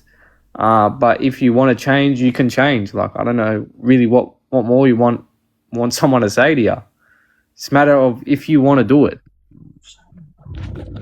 What would you say, Triggz, to someone who's like asking you how to give up the street life? Like, we live in a beautiful country, people have the dole, they have everything, they have, time to sit on the dole, if you ask me, and get their shit together and then get a job or whatever. Overseas, I'm sure you've traveled. People don't even have that luxury, so they're actually stuck in crime. Yeah, you're 100% right. Even though the money here in Australia is rubbish for the dole, I've been to several countries where they don't have nothing, they don't help the people at all. So that's actually I never would have come up with an answer like that, where I could say get on the dole, and then in the meantime try to find a job, and then when you find that job, do that job until you figure out exactly what you want to do in life, instead of just sitting around or trying to plan your next hit. I'm not talking about a joke hit, like next next fix, your next illegal hit. Oh, your next leak. Because when you're sitting around, you're just wasting time. You know what I mean? So you might as well do something instead of just sitting around drinking up and getting on drugs. Yeah, 100%. Like, people here, a lot of people, they just don't want to go into the uncomfortable. They sit in their comfort zone of, having my friends and all of this, and I want to change, but I don't really want to go through the effort of actually having to change and give up all my friends and give up everything that I know and be alone and, fucking hang out for 30 days. And I mean, that was just me, but I mean, not everyone's an ex-smack addict. But I'm telling you, it's not fun. Like, having to actually change your life like that when you've made the mistakes, it's not fun. And it's a lot of work. And you just got to be willing to put in the work, man. Like, here, we're lucky we live in a beautiful country where you can go and get, 30 days temporary accommodation from somewhere like Link to Home. You can get put on an expedited housing commission list once you've been through Link to Home. Especially if you're young, if you're real young, they can give you special programs if you're trying to get out of the street game, where if they can't get you into a housing commission, they can subsidise your rent up to a certain amount, and they have programs where they'll subsidise like 75% of your rent, and then the next year 50% of your rent, and then the next year 25% of your rent, to get you on your feet. There's all sorts you can do. All I would say is go and get yourself a social worker, get away from everyone that you know, give up the drugs, and get serious if you want to change. Like, it's really up to you, man. Even someone in the chat, one of our main followers, Kay, she said you can even go do courses, finding one that you will be interested in, and giving it a go, because they got government grants now where you can go and do the courses for free. So you can look into that too, man. As well, like, there's so many courses that are paid by the government. Like, if you go and you get on Centrelink and you get a job provider and you go and get like a rigging ticket, for example, and a crane driver certificate, you go and make a few grand a week. And, construction has so many ex-crims, like, you'll get a job. It doesn't... A lot of people ask me what's the best way of doing time inside prison without getting involved in all the rubbish. And I tell them all, courses inside prison are for free. Use it to your advantage. And inside prison, you got everything from responsible service alcohol, forklift license, front end loader backhoe license, crane license, your business certificates, computer certificate. everything is inside prison. You just got to take use it to your advantage, because a lot of boys get inside prison and they still want to be gangsters. A lot of boys get in there and then they just sit around and they get bored. They start taking drugs, bro. There's not a lot of boys that get in there and use the prison system to their advantage. You know, they just think that prison is about survival. You don't have to survive if you're going to education every day. Yeah, for sure. Like, a lot of people just on the dole don't want to change. Like, there's people that are on the dole and just are users and don't want to change. But if they want, they could just go. And you don't have to have, you know, a hell of a lot of brains to be a construction worker. And there's certain things that you can do that you don't even need to have, like a 4-year license for, and do a trade, like something like driving an excavator, driving, you know, a crane, being a rigger, stuff like that. And I mean, if you're a crane driver, man, you're making like $5,000 a week, bro. Someone said, B-Rad said, I've had my own house for 13 years alone. Through housing, got me away. Didn't tell anyone where I went. There you go. Yeah, B-Rad exactly. got So away you can from go it and get all. a house, though. You can get away. And as well, like, when you go into those sorts of things, they ask you where you want to go. They literally, like, you tell them an area. They don't just go and drop you somewhere. You can just get away from the area. Like, a lot of people don't realize all the people I know don't flourish in their hometown. You have to go somewhere else, get successful, and come back. Like, you're just going to not go anywhere staying around the same boys and the same people that drag you down, the same issues and the same bullshit. Nothing's going to change. Yeah, Kay said, you get one free course every year, so don't give up if you don't find the right one first time around. Yeah, there you go. That's Australia. Yeah, just do things that like make money immediately. Don't sit on some like 4-year course and being an apprentice and stuff. Don't do that. Sit on something that's going to make money straight away, like, you know, driving an excavator, and you can then get your own excavator, you know, do your own work and shit like that. Especially like if you go and buy a Frenner crane for $100,000, $150,000, you can start renting out your crane for thousands of dollars a day. Once you go and get a job, right, and you get working for a couple of years, and you go and get a finance loan to buy a crane, and you can go out on your own, do a Frenner crane.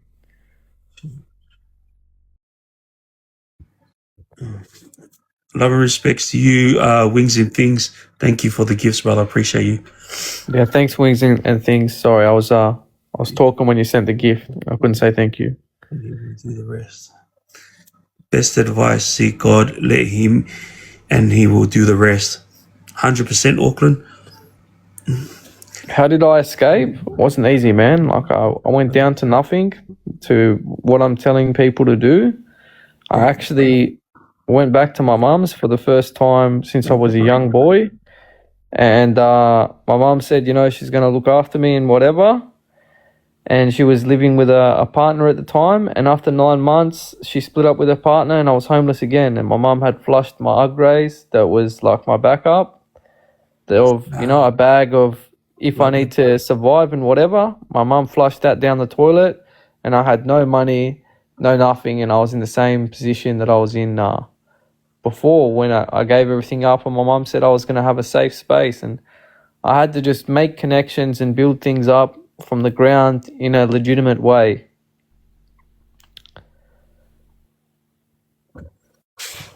Thank you, Nastia. There's no one sentence of like a get rich quick thing that I can tell you. It's painful.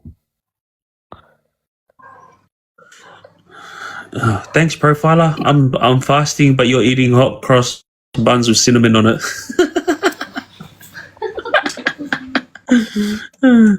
Oh, love you. Thank you, Nastia.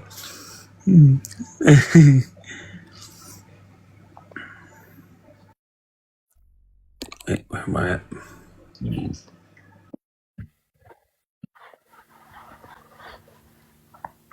You know what? People been requesting me, and I've been knocking them back. Truth. Yeah, bring him up.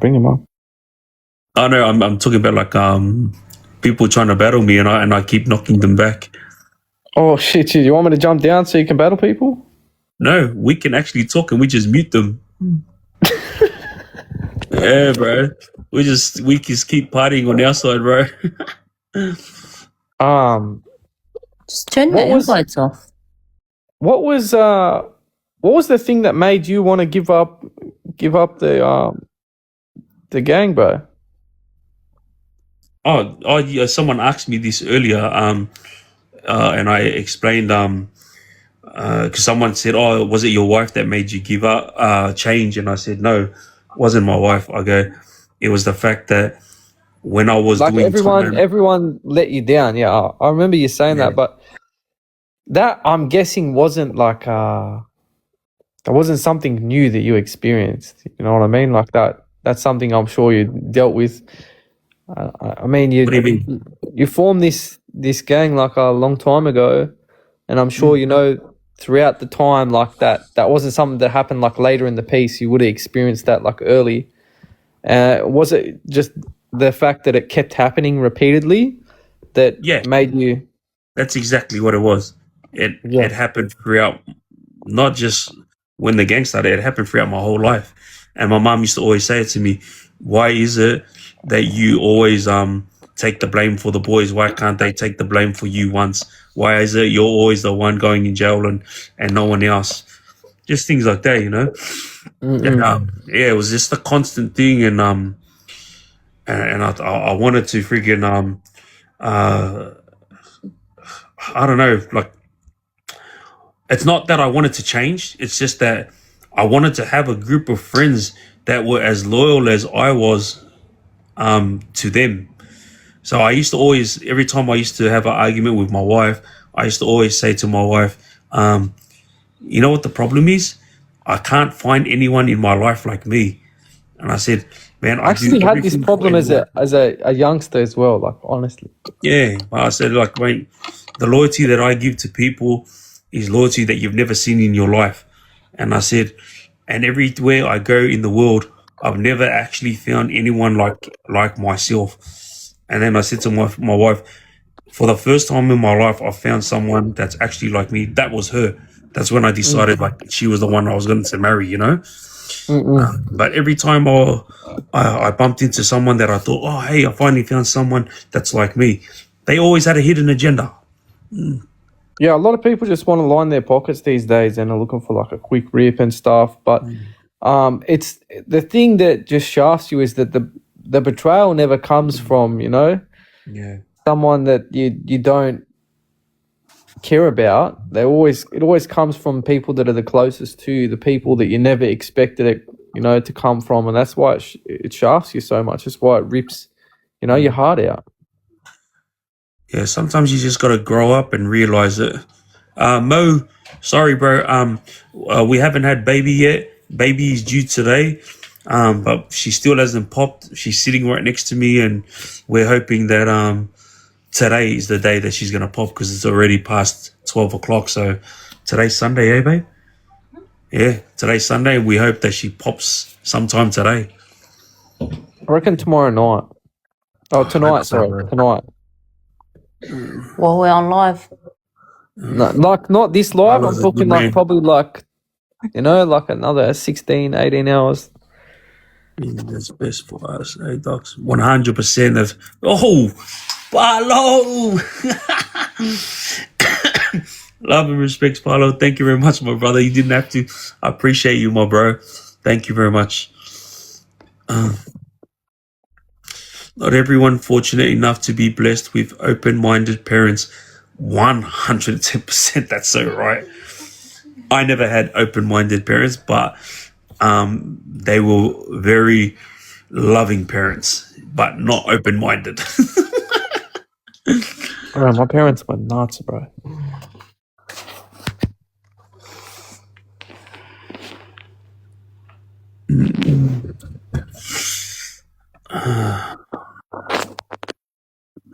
Okay, let's go.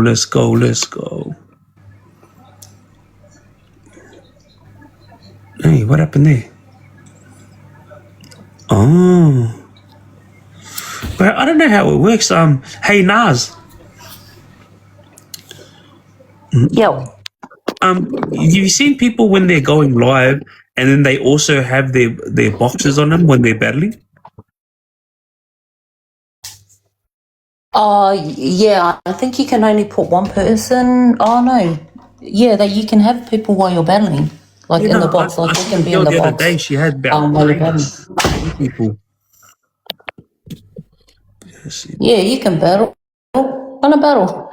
No, it's not letting me do anything. It's only letting me have boxes. But I was just wondering, how do you do it? Because So people maybe if we jump There you go. down, Empty goes 2 people. yeah. So maybe if we jump down and then you battle and then we get in the box. I think that's. I don't know. Ask Palo, bro. Palo's here in the chat. This guy knows everything about TikTok lives, bro. tests in life. We all have tests in life, but different from person to person. Wish you all the best with Bubs. Yo, thank you, TJ. Appreciate you. Yo, Mo, appreciate you, my brother. My narcissist mom turned my son into the golden child, and me, the scapegoat. All turned against me. Oh wow. Don't worry, bro. The person in the chat that said that, how are you? I totally feel you, bro. My mom is paranoid schizophrenic that, like when she didn't get her way when I was a young boy, she called the cops and told them that I assaulted her with my chest when I already had a bunch of shit pending and got me like put in juvie because I wouldn't talk to the cops at all. My sister corroborated her story. Wow. Just because she, like, you know, when you're a youngster, like I said, you know, when I was young, I was jacking shops and whatever. When your parents say, oh, you know, I paid for this, I own it, but I already paid for my phone and like I owed my phone at that point and I used to make money off it. And she's short and she put like her arm stretched out behind her head as much as possible. And when I went to grab my phone from behind her head, and because I got it, because she's shorter than me, she called the cops and said that I assaulted her with my chest. Wow. So yeah, the person in the comments that said, you know, you got narcissist family and shit, I totally get you, bro. Ended up on the block pretty young.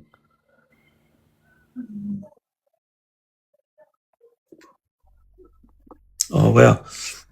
I just spent 2.5 years after dad passed away because mom tried cutting me out of the wheel. Oh no. Oh fuck. That's rough. I appreciate it. Thank you, Rice. Take care, Reese. For coming through. Who's CT? I respect. Can we try to do this this battle thing and I'll bring you up on the box when we're on it? Yeah. Yeah, I'm gonna jump down and then try and battle and then bring us up. I just want to see how it works. Oh, look, it worked. It came up. Are they still in the box? Are they still in the box? Sorry? Are they still in the box? No. So, what you call? We get the battle going, and then they'll come up.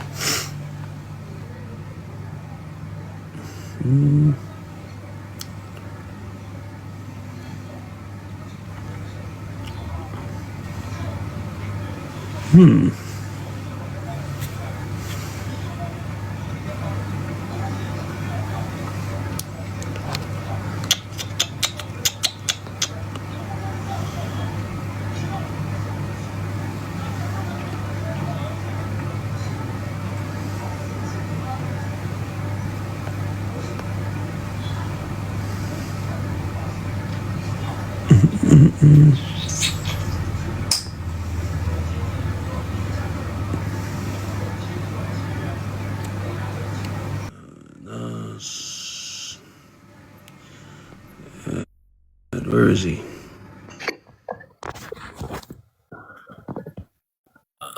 Why is it always hard to find truth? Here we go. To me, those sorts of people that try and flog off those parasite cleansers, they're going to be way more expensive than just buying yourself Fenben. And Fenben is like, if you ask me, way more effective. Yeah, but you know the colonics that you get? I've done one of those, but it's a different What do you mean cleanser. by like colonics? You know the ones that you have you not done one of the colonics? You know when they put the tube up your bum and then take all the waste out? Oh, yeah, that. Are you talking about that? Like where Yeah. they suck everything out? Yeah. Yeah, look, you could do that, but I don't really think it's going to take like 100% of your thing out, and plus still they can be in your stomach. Like they can move from your bowel to your stomach pretty easily.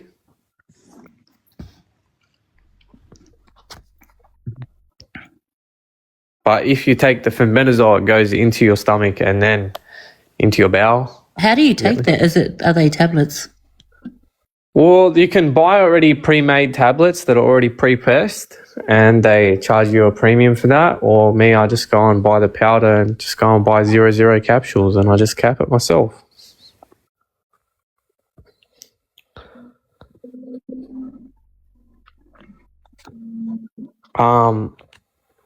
That's like way more effective.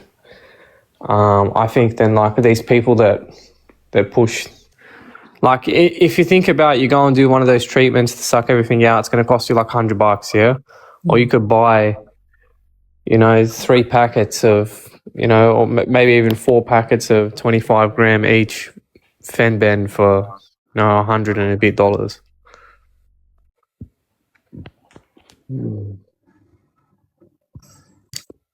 If you had to make your own drink out of coconut water, what would be something good to put in that coconut water?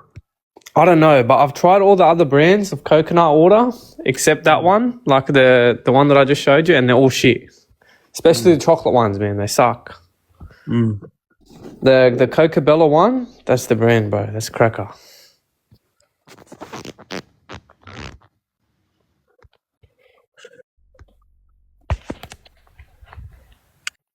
And 100, I think, mate. I think I made those. Whatever. Yeah, I wanna it'd be good to know like what to put in coconut water, because coconut water, like, man, I swear, ever since Ramadan fasting, it's been cracker. I use that with the protein shakes. Yeah, Yeah, that's what I use the coconut water for. The protein shakes, as opposed to like milk or anything. The coconut water and like berries, bananas. Oh, so instead of putting milk, you put coconut Yeah, water? put coconut water. Oh, seriously? Yeah, coconut water with the protein. I put mixed berries and banana. Oh, that's cracker. Oh, sorry, Dylan. Baby was due yesterday, and we're still waiting. Baby still hasn't come. I'm gonna do that, Naz. I'm gonna make my protein shake, but I'm gonna put the coconut water instead of the milk in it from now on. The chocolate one. I only use the Coca-Bella. Coconut with protein. What's BCA? I just drink the coconut with protein as well. BCA is that brand that they sell in every gym, bro, basically, I'm pretty sure. Yeah.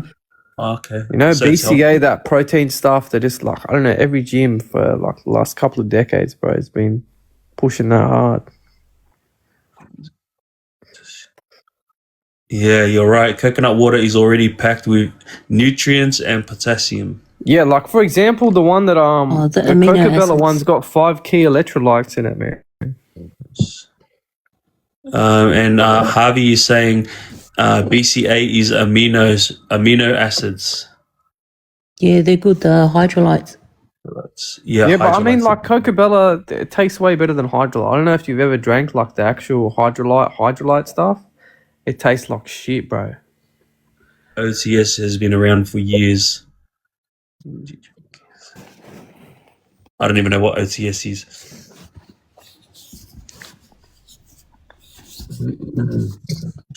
100% and keeps your muscles hydrated. You only need BCA after you've sweated after a hard session. You can just use coconut water. It's better.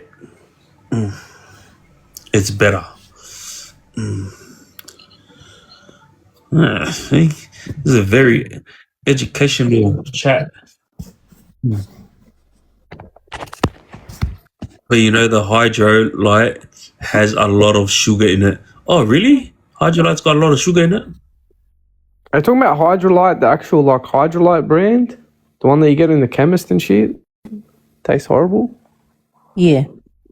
Yeah, that's terrible. I don't know how that has a lot of sugar in it. It tastes so bad. Oh, someone wants to jump in. Oh, no. They don't want to jump in. They were trying to invite me to battle.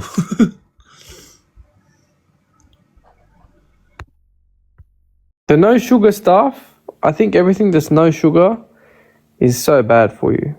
Like all the additives that are no sugar have been linked to like terrible shit. Like for example, people don't even know these days that Coke has Libby. Hello. Hey, brother. Yo, welcome, my bro. Welcome, Thank you brother. very much. The isolated water's pretty good for you too, mate, eh? You know? Keeps your kidneys from functioning really well as well, mate. It tastes good, mate. It doesn't taste like that shit that you get from the chemist, you know? Yeah. BCAAs are also good for a lifestyle thing, mate. You know what I mean? Keeps the body fully hydrated if you're not getting your 1.5 litres of water in your day. You know? Isolate water, did you say? Yeah, ISO water, yeah. What's that? I see if I still got a bottle here, mate. I was just drinking two the other day because I was a bit hydrated, you know what I mean? Because I got a bit slack, you know? With keeping hydrated. Mrs. took the rubbish out, man. Fuck. Excuse me swearing. But yeah, it's just like isotonic water, pretty much, mate. Like a hydrolyte water, but that's flavourless, you know what I mean?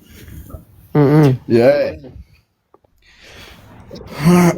So where's everyone from? I'm just looking it up now. It's like a solution in a blue packet. You can get it as a powder, or you can get it. I'm not sure. I would suppose you can get it pre-bottled back home in Oz, but over in the Middle East they have it pre-bottled. But yeah. Is that where you are now? Yeah. I am. Yeah, I won't say too much more on that, but yeah, I'm over in the Middle East. Yeah. Yeah, I'm just looking at a packet now. ISO water, lac protein ISO water shake. No, I don't know. It's just a hydrolyte water, mate, that doesn't have that disgusting taste to it, you know? It makes you, you know? Because most of those ISO hydrolyted waters are very thick. You can taste them, but this one just tastes, it's just got a little bit of a taste to it, but it's a nice taste, like a vanilla taste, you know? I think this one is just like a protein powder and that mixed together. Just looking into it. I don't take the protein powder one, man. I just take the normal isolated water. Yeah. Yep. Yeah. Where are you from? Truth? Me, I'm from Sydney. We're all from Australia. Okay, yeah. Sydney. Yeah, same here, brother. I'm from Sydney as well, mate. Born and bred, West Sydney, Blacktown. Nice. Yeah. Yeah. Yeah, to Blacktown. Yeah, I haven't been back there for years, mate, to be honest with you. So I don't know if it's changed or not, mate. I've been out of the country for about 5 years, you know what I mean? Just travelling really? and yeah. So yeah. Enjoying life, huh? Yeah, in a way, mate, you know. But hopefully soon I should be on my way home, you know, close to home, and then I'll take off again, you know what I mean? Only because I can't stay in Australia more than 6 months of the year, mate, because I relinquished my tax residency there. Oh, yeah. Wow. So I don't pay any tax on foreign income that comes in, realistically, you know. If you relinquish that, does that mean you relinquish your citizenship? No. No, Not at all, mate. Still got an Australian passport, everything else like that. But the government gets their nose out of joint that you're not paying Australian tax. Do you know what I mean? Yeah. Unless you invest in your own economy, then you got to pay business tax, obviously, GST and everything else like that. But if you've got a business and the business account is somewhere else in the world, like say Hong Kong or something like that, They'll tax you. Yeah, exactly right. Unless you relinquish your tax residency. When you relinquish your tax residency, brother, what usually happens is depending where you become a tax resident, you won't pay any foreign sourced income, and they can't say anything to you. They can't turn around and say, "Oh, well, where did you get this $1 million from?" Or they can't do anything. You know what I mean? They have no rights to. You know? My accountant was telling me about that just the other day. James Packer stays out of the country for like most of the time. He doesn't stay in here each year for more than 6 months to be like that. Yeah. It's to be honest with you, mate, it's the way to do it, because what not many Australians understand is, mate, is you can't actually become wealthy in Australia, generational wealth, because our country is not designed for people to become wealthy. And those who have become wealthy, to the normal Australian, they think it's wealth, but it's not wealth. Do you know what I mean? When you get out and you travel the world and you see the world and you understand how economies work and different economies, and you understand, like for instance, my missus, she's Russian, mate. She's from Moscow, and Russia's the 8th richest country in the world. You soon start to understand that there's more to this life than what you could ever imagine, and there's plenty of ways to make money. Do you know what I mean? And there's a lot of money out there, mate. Wow. For sure, if you register in the Cook Islands, it's 0% tax. Yeah, same with South America as well. Heaps of people are going to Paraguay. Like heaps are leaving it.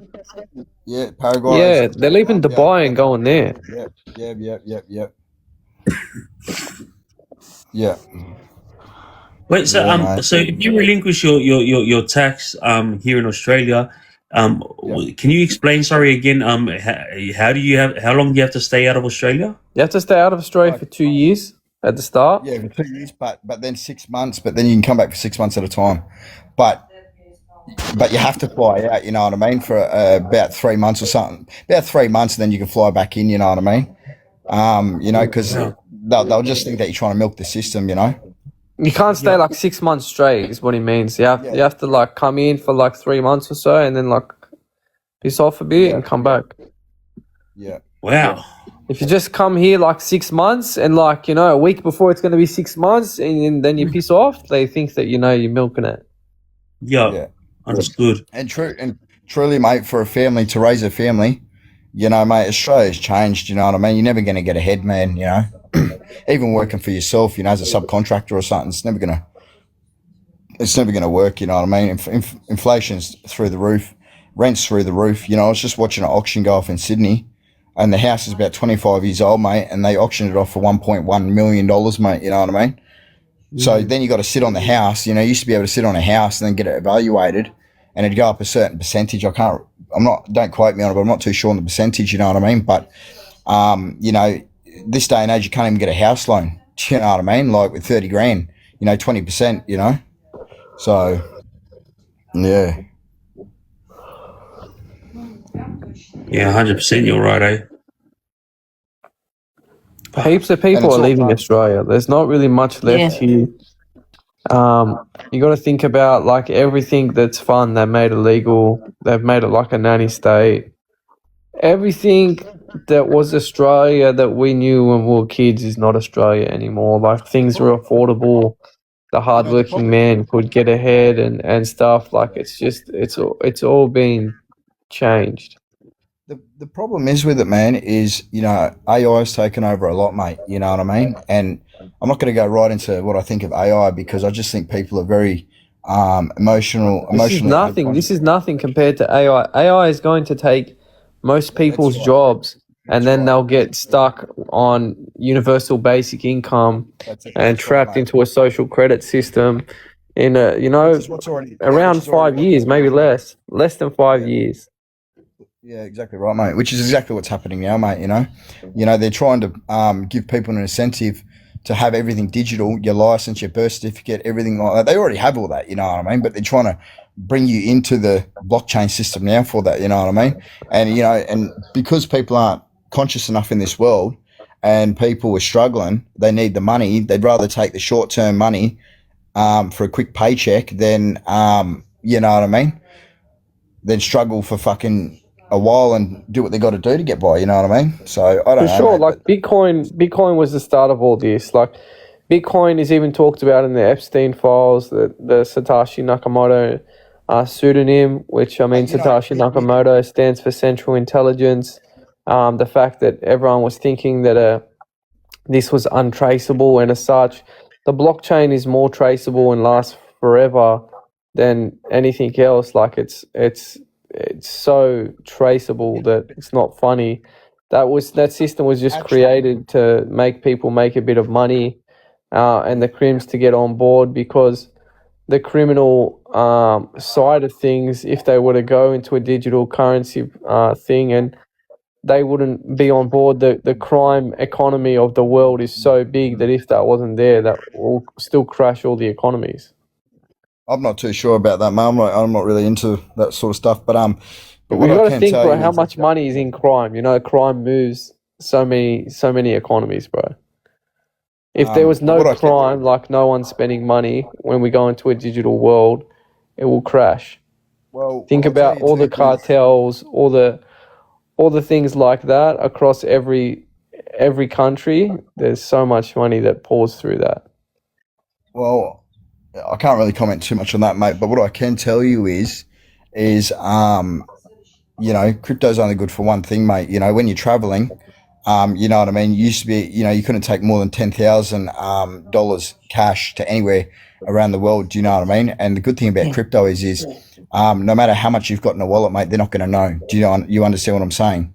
So that's the only good thing about crypto is it's still, and actually you're wrong, there is untraceable crypto, to be honest with you, mate. You just got to know which crypto it is. Are you talking and about how like to- the Moderno coins and stuff like that are super safe? There is like talk about them, but for me, like crypto is just made, like Bitcoin and all this stuff is made to get people locked onto CBDCs later that come in, that then, you know, move into a system where people don't have any rights, into more of a new world order where they're stuck on universal basic income under a social credit system that is linked to a CBDC. And, you know, AI has taken just about everybody's job. But you know what, mate? It'll never go like that with crypto, because I'll tell you one thing, right? People make money off crypto, mate. You can literally cash out crypto anywhere in the world because it's so underground that there's people there that actually take a certain percentage. I'm talking millionaires, billionaires, and stuff like that that run their own crypto exchanges. Do you know what I mean? So they'll never be able to 100% have a control of it. You know, hence why it's still in some countries illegal.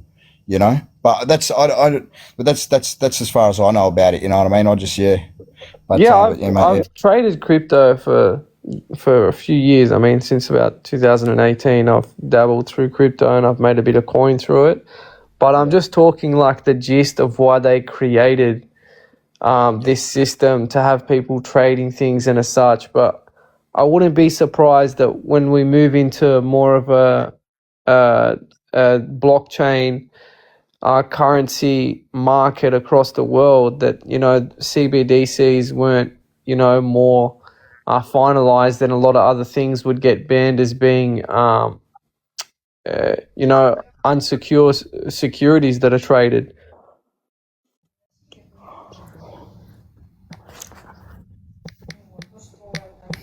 Yeah, I guess, mate. Yeah, the world's going to take a turn for how it's going to take a turn anyway, mate. As my nonna used to say, you know, she always used to say to me, you know, always keep your nose in your own backyard and worry about your own backyard, you know. So, Yeah. you know, but yeah. How old are you? How old are you, Truth? If you don't mind me asking, mate. You don't have to answer the question. Obviously, we're on Me, social I'm media. 29. Okay, yeah, okay, mate. Yep. Pretty sure Triggz is a bit older than you, and probably a little bit older than me. And how old are you? Definitely. How old are you? I'm an Sis, old down there? fart. I'm old. 43. Hey, how old are you, mate? 43. Hey, fucking hell, mate. You get done, lad. You know what I mean? Yeah, You no, know, it's amazing 100%. it's amazing how fast life moves. Hey, mate. You know, I'm in my mid-30s, mate. You know, but yeah. Bros, Yeah. what's anything new going on in the world during your travels? Like anything you've been seeing? Yeah, definitely, mate. Definitely. I can, if we weren't on this app, mate, I'd be able to give you stories that would blow your mind, to be honest with you. But Imagine. I am in the thick of I am in the thick of it, mate. Where Iran and you know, things are happening. You know what I mean? And obviously, for the first time, like my missus is from Ukraine. Oh, sorry, she's from Russia, but she was born into the war with Ukraine and Russia. You know what I mean? So for her, it's not such a big thing. But for me, I'm not worried, mate. You know, but it's starting to get beyond the point where you need to start worrying because it's just getting worse and worse and worse. You know, just not far from, and I live in a sort of nice area. Just sort of not far from where I was, mate. You know, you see drones and that exploding in the sky and fucking things getting dropped in that, and you know, and your building shaking and everything else like that. You know what I mean? So for the first time experiencing something like this, mate, you know, it's not what you would imagine. Actually, you know, it's very much targeted. It's not so random. You know, so it's not as bad as what they say. You know, but it's still bad. You know.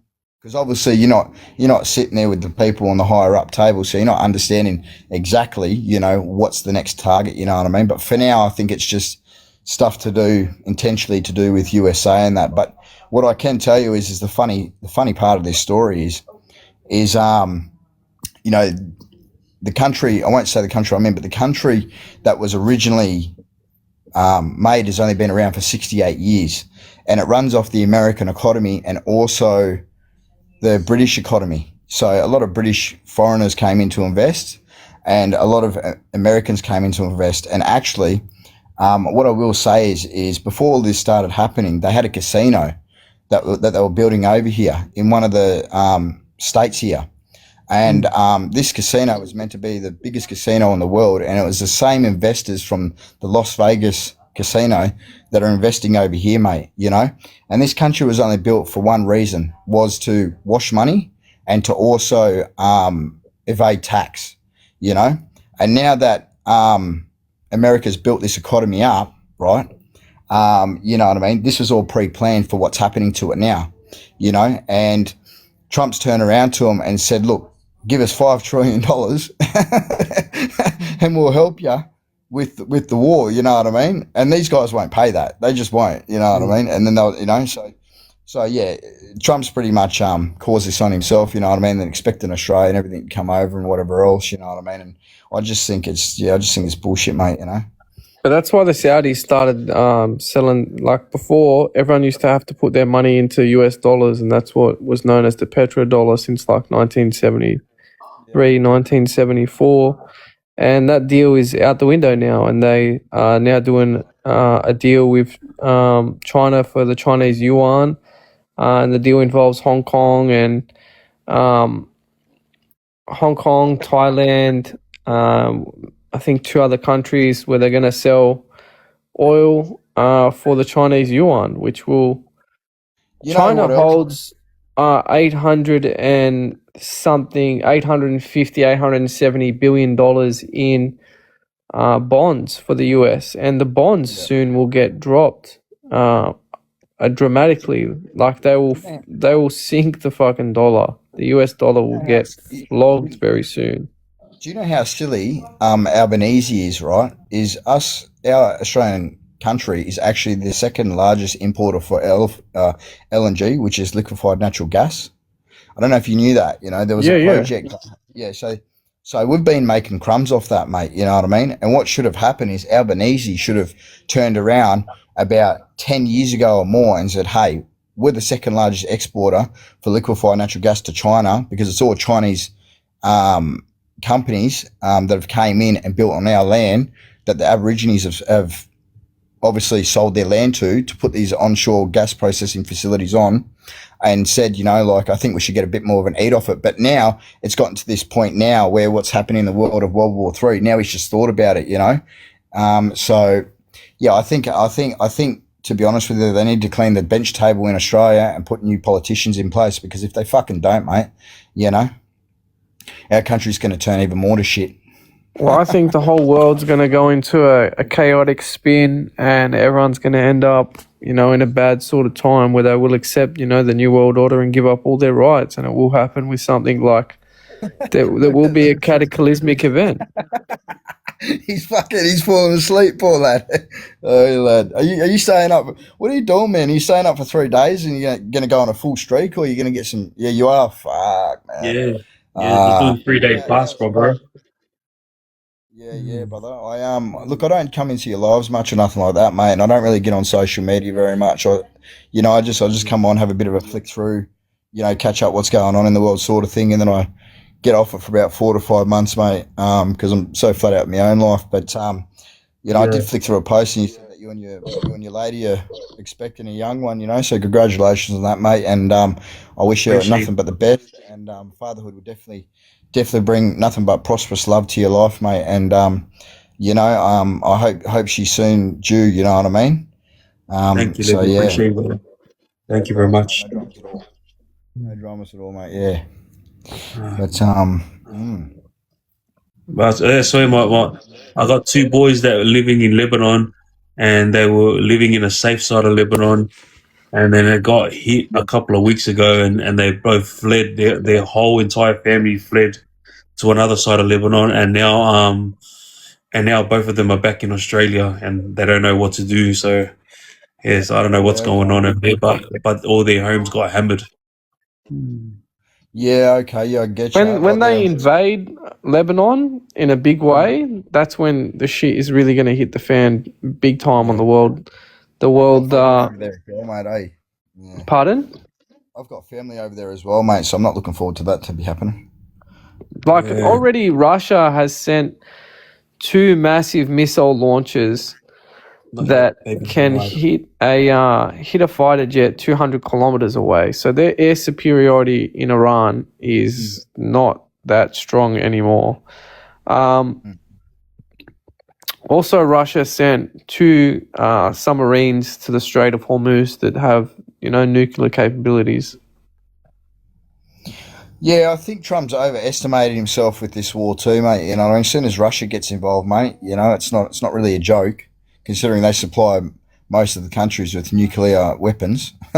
Well, China gave them access to all of their satellites a couple of weeks ago, so that they knew when any of the attacks were coming. Like they're forgetting that, like now Trump is there with like America, and then he got France involved in it, and that's about it. Like now they're saying they're trying to drag us into it, but really, bro, when you're talking about like China and Russia are going to come together and be like, all right, we'll take you on. Like there's no reason for everyone to be like running in. What the fuck is America going to gain from this war? Nothing. It's not even their war. It's Israel's war, man. Trump's What just did they trying to. gain? They already came out and said they gained nothing from Trump's just again trying. Afghanistan and Iraq. There was no weapons of mass destruction there at all. Mate, And he's just Trump, trying to. You know what? The US is in big debt, mate. You know what I mean? They're in massive debt. And 30 for them, something trillion, yeah. yeah, and this is a money game for them. You know what I mean? There's only 2 things that generate an economy, right? One is blood, and the other one I'm not even going to say. So this is a money game for them, mate. You know what I mean? That's all it is for them. They're trying to fucking, make their quota for the year, as you could say, or for Well, the yeah, 5 years. How it goes a on. lot of economists now are saying that the US dollar is a controlled demolition at this point. It's not when it will fail. It's not if it will fail, it's when it will fail. It's like Yeah, becoming a controlled demolition. There's no chance now yeah. that it can be saved. Like, look at the price of gold in the last couple of years. People are just getting away from this sort of shit. The dollar is going to die for sure. Yeah, 100%, mate. 100%. Yeah. With that being the world reserve currency, when that US dollar dies, Yeah. Yeah. there's going to be a big shake-up. What do you do for work, Truth, if you don't mind me asking? You seem like quite a conscious, switched on lad, mate. I'm in the luxury goods game. Yeah, okay. Yep. Yeah, beautiful, mate. Yep. I've spent a fair bit of time understanding the world economy though, and like trading. Like I've traded Yeah, I get crypto and stuff. You pretty much call yourself an economist. I know what you mean. I'm the same, mate. You have to Yeah, understand an economy, money, mate. Because every economy is different. yeah, basically, yeah. Yeah. Yeah, too lovely. Easy way to move money as well overseas, like not just crypto, but in watches. You can wear a watch worth, 700, 800 grand, and they don't know what it is. Bit different these days, mate, to be honest with you, with watches now. You've pretty much, if it's over a certain amount, they'll take it off you depending which country you go to. You know what I mean? Yeah, my mate just walked into Lebanon with a $600,000 watch and a $400,000 necklace, and Lebanon took it off him. They took it off him? That's what I'm saying, bro. Yeah, that's what I'm saying. Really? You gotta be Where he got it from. That's crazy. I know someone that just went to China like 2-3 weeks ago with a few hundred grand watch. No, they walked in all fine and dandy. And Triggzy, brother. And even if you do prove where it comes from, because these countries are full of thieves, let's be honest, they're full of thieves. The government is corrupt as fuck, you know what I mean? They can still take it, and there's nothing you can do about it, mate, because I'll just chuck you out the fucking country, mate. I'll see you later. There's not much you'll do. For sure, yeah. Libby's right. Yeah, bro. Yeah, everything's changed, mate. You know, everything's changed from fucking 20 years ago at least, mate, or 15 years ago, mate. The world changes so fast, eh? Yeah, people even not even that. Like people like 5-6 years ago were flying overseas with heavy duty pieces, like no problem. Yeah, I'll put my face on and say g'day, quickly, mate. Yeah, Lippy. Good to meet you, bro. You too, brother. A lot of people say I don't really like going on camera too much, mate. But I thought it might be respectful enough to, you know what I mean. But a lot of people say oh, your voice doesn't suit your face. Do you know what I mean? Because I'm half Lebanese. Yeah. They say you sound like an Australian bogan. Well, I am Australian, you know. Yeah, your voice definitely doesn't suit your good-looking face. Oh, thanks, mate. I appreciate that, bro. You're not too shabby yourself. You know. But, yeah.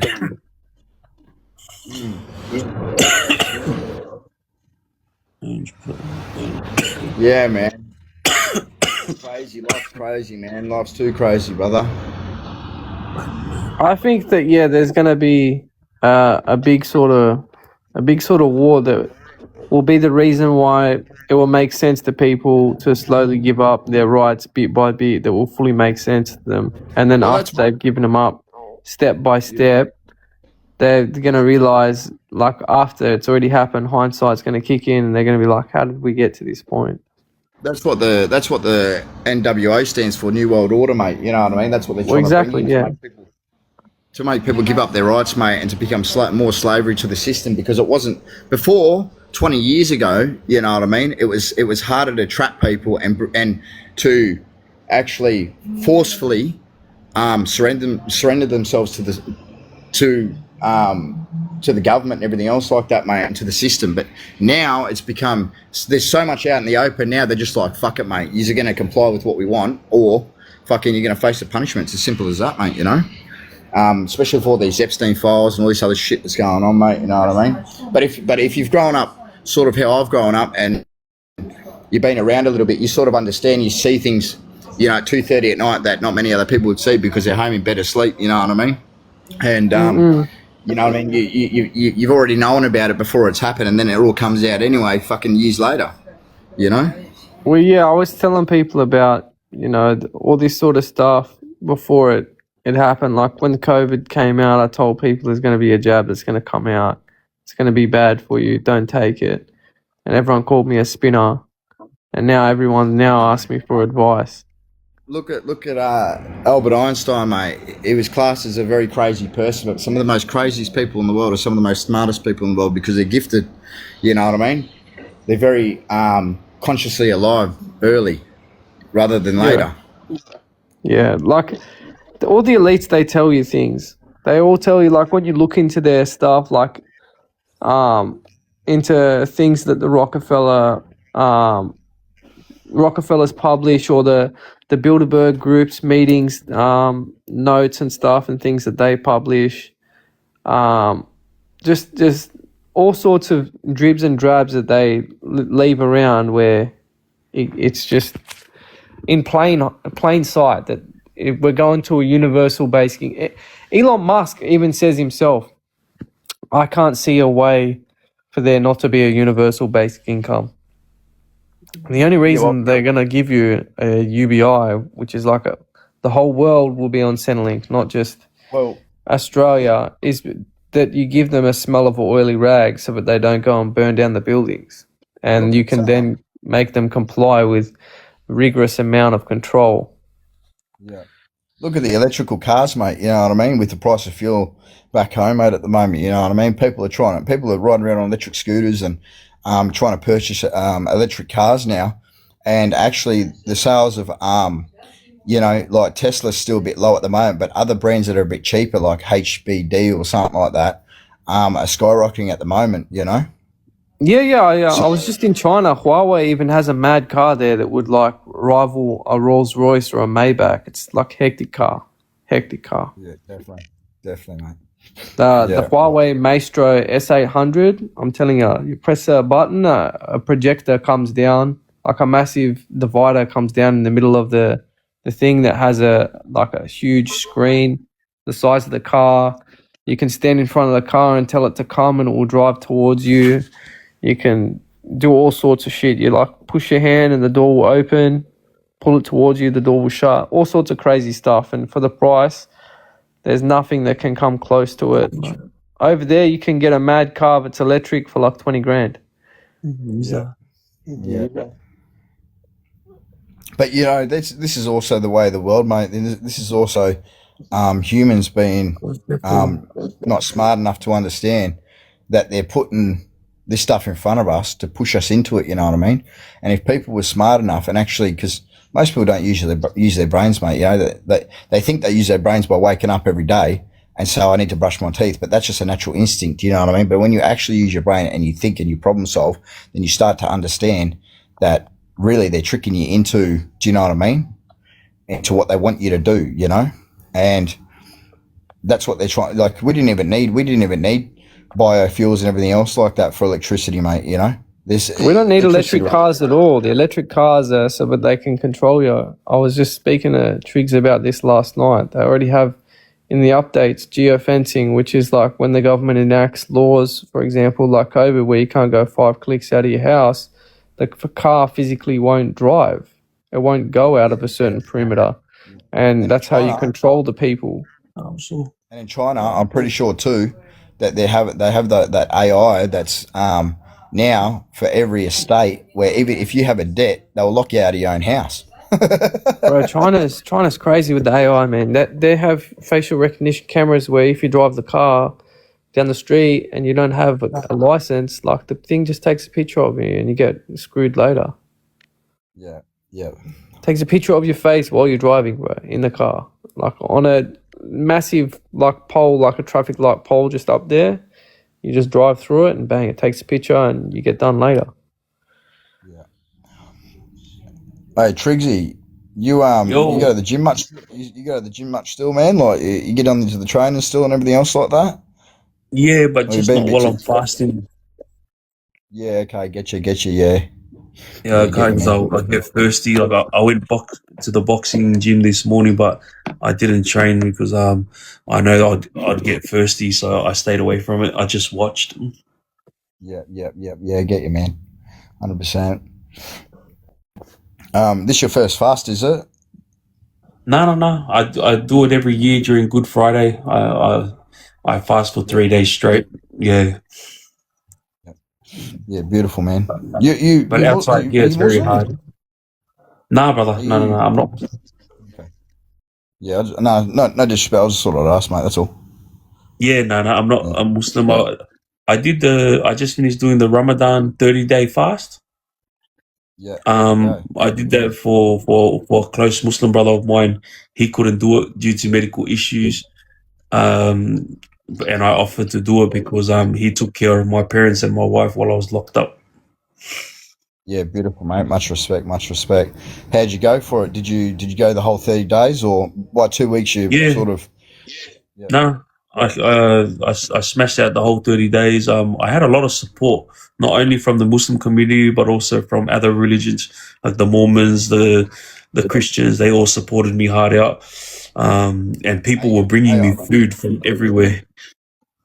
I can tell you've got the same problem with your pinky finger as I've got. You must have it's called mallet finger. You must have broke it on someone or something. You know what I mean? Your pinky finger. Yeah. I've got the same Yeah, I thing, broke it mate. on. Yes. I broke this one on a jaw at Parramatta, and I broke this one on a jaw at Parkley. Yeah. I've only got one of them, mate. Yeah, it looks like I'm making a phone call every time I pull my fingers out.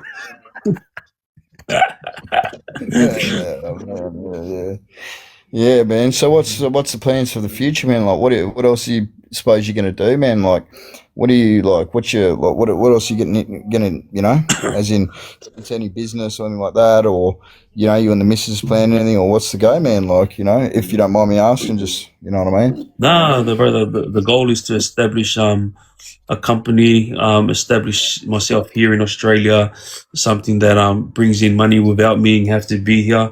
And then the wife and I, we want to jet off overseas and live somewhere overseas that actually Yeah, wonderful. has a government that helps us, not forsakes us.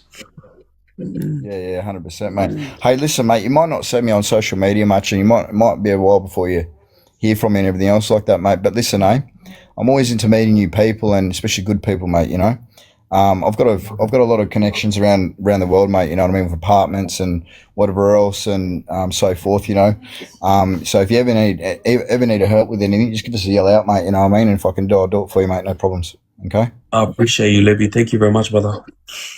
And problem. we were looking into staying at Norway or Switzerland. The governments there, they give free healthcare. Yes. Free, Mad expensive though, bro. Like just education. the cost of living in Norway and Sweden, it's full expensive. Yeah. But you know what? If you start a business over in Sweden and invest into their economy, they give you a lot of money too, mate. You know what I mean? And they give you a passport, and it's worthwhile, mate. I've seen Sweden advertised if you come and work in our country, we will take care of you as long as you work. Yep, definitely, mate, definitely. Yep. I've only got one other social media, mate, and that's Snap. You know what I mean? So if you want to drop me a snap in that, mate, and I'm sure if you start traveling, mate, I'm sure I'll see you somewhere around the world. Most definitely, mate, because I don't stay in one place for very long, mate, and I don't live back home in Australia anymore, mate. I'm always on the travel, you know what I mean? So, you know what I mean? And it just makes more sense, mate, to be living outside of Australia, because 100%. Sweden's That's very the good, goal, mate. bro. That's the goal. What you and Naz were talking about earlier about the tax thing, I was so intrigued. I was like, bro, wow, I didn't even know you could do that, 100, mate, 100%. Very smart thing to do. You can still come back and see the family a couple of months of the year, and you can live here and you can be fine. But you just can't live here for more than 180 days every year. Bro, I wouldn't even want to. Like, I'll be more than happy to live overseas and come and go as I please, because I love Australia. Australia is my home, but bro, our government is not taking care of us. You know what I mean? Bro, we're getting shit going really bad here. Yeah, that's the only reason why I'd rather live overseas. And you know what else, mate, is there's a lot of countries out there that offer the same thing as Australia, to raise a family in a good area as well. A lot of people don't realise that, you know what I mean? And to be honest with you, I would have to say, realistically, to raise a family in Australia, and with how the new generation's going, you know what I mean? It's not. I find that I find the Australian culture's gone out of it now. Like, as in, you know what I mean? The golden land to raise your family and everything else like that. You know what I mean? It's just getting worse, mate. And it's not kids going out there committing crime to make and earn any more, mate. It's kids going out there just to run amok and not get anything out of it anyway. You know what I mean? And doing things they shouldn't be doing, really. You know what I mean? In some ways. But yeah. 3-day fasting going good. No problems, Naz.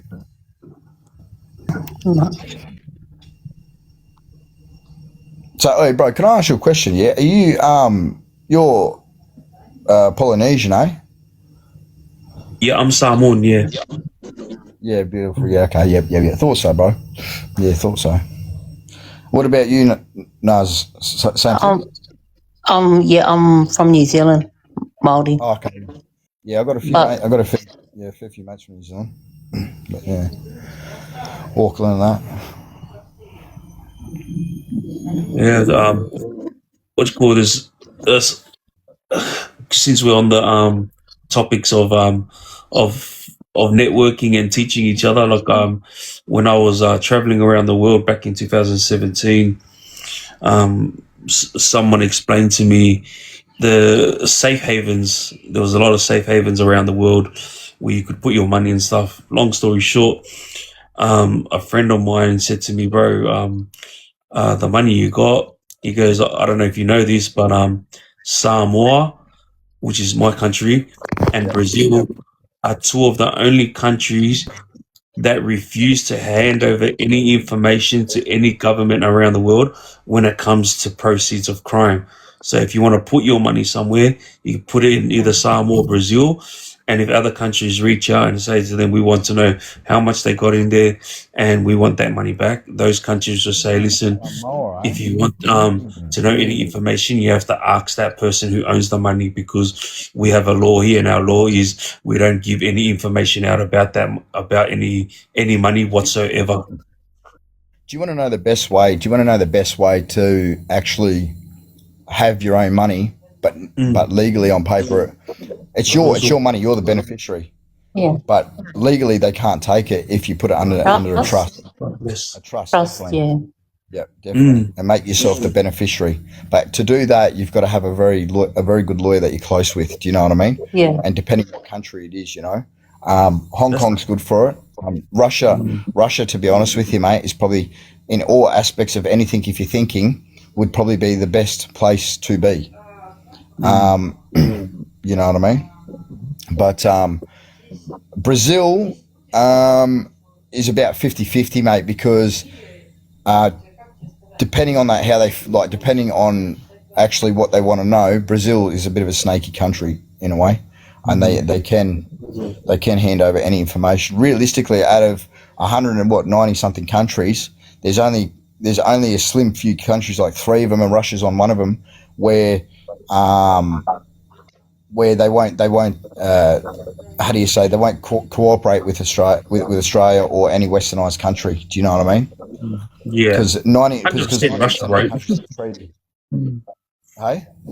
100% Russia won't. They have no obligation towards any of these Commonwealth countries. 100%, bro, 100%. And you know what the good thing about Russia is, bro? Russia is actually the 8th richest country in the world, or 9th richest country in the world, believe it or not. Yeah, I didn't even know that. Yeah. But I remember watching something a long time ago where Putin, he did a speech, and in his speech he said, I always smile when I hear Americans speak about certain things. They are the most influential country in the world. And when they say that they have the most nukes, in the world, I always think to myself, how do you know how many nukes China has? How do you know how many nukes Russia have? You dictate how things go because you are the most influential country, but the truth is you don't know nothing about nothing. No, jack shit, that's right. And you know what else is funny about that? Is Russia also owns the biggest space station in the world. Oh, wow. Hands I didn't even down. know that. Yeah. Sure is, mate. Very smart people, Russians are, And the reason, and it's like passports and everything else like that, even though their passports make it hard for them to get into other countries, it's because Russia sanctions themselves off from every other country, Yeah, 100%. That's why it's hard for them. You know what I mean? What's this? Let's talk about what's going to happen to Australia, mate. If I had the answers for Australia, I would, but I don't like to jump to assumptions. Only time will tell. Yeah. So you two, are you and Nas related, or No. No, okay. No. Just wanna know. No, we're just friends on Network. on social media. Well, we all met via TikTok. Yeah, okay, yep. This TikTok's all right for that, eh? You know? Yeah, like I try and- building relationships, 100%. Because you meet good people on here, you know. I just try and limit it, bro. You know what I mean? Like, because I think some people's like, for me, I'm a very private person. I don't really like too much like social media. You know what I mean? Like, I think it sort of fucks your life a little bit. You know, so I just try and keep it like come on for about 2-3 weeks, ghost it for about 4 or 5 months, 6 months, whatever. You know, you get what I'm saying? But yeah, man. And you know what the best part about living in other countries are, man? And considering Australia has like, maybe I think the 6th strongest currency, is you can live a lot better life in a different country compared to living in Australia and have a maid and everything else. And you know what I mean? Do you understand what I'm saying? Yeah. You know? Yeah. You get a lot more bang for your buck, you know? Definitely. It's not looking good here. And I was, I don't agree. I don't disagree, though. Fucking oath. Yeah. What? You're in New Zealand, eh, Naz? So what's going on in New Zealand? I'm in Sydney. Oh, you're in Sydney. Okay, you're in Yeah. Sydney. I was going to ask you how's it going over there? As in, like, Oh, with like inflammation, like yeah. inflation. No, it's the same as here. Yeah. Okay. Gotcha. Yeah. But it's not as fast paced as Sydney. Sydney's just too fast paced. That's good. Thank Hey, you. I heard a rumor. I'm sorry. Say it again. No, I heard a rumor. I was going to ask about something back home, I heard that the Sydney Opera House every year is sinking underwater every year by like 5 or 10 millimeters or something, or 20 millimeters or something like that. The foundation's like slowly sinking into the seabed or something like that. Is that true? I wouldn't be surprised. I'm not sure Yeah. on that, but I wouldn't be I wouldn't have a surprised. clue either. Yeah, okay. Yeah. Thank you, Ricardo. Thank you, brother. Hey, let me ask you just quick, bro. How'd you feel like how'd you feel like getting out and like, you know, like for your whole you did a tenner, eh? Yeah. Yeah, so so that throughout that whole tenner, bro, what were you thinking in your head? As in, like, what were your plans? Like, obviously, fucking, you know, tenner's a fair whack. You know what I mean? So, you know, did you start from the start, like, you know what I mean, trying to manifest what you were going to do when you get out, or what was the go, bro? Like, you know. Yeah, like what's cool. Honestly, I just I got rid of all the leeches in my life, and I created a plan for myself, you know. And I got out. The reason why I kept coming in before that was because I didn't have a plan, but then I got out with a plan. I was good. Select two objects that are the same shape. Select two objects that are the same shape. Oh,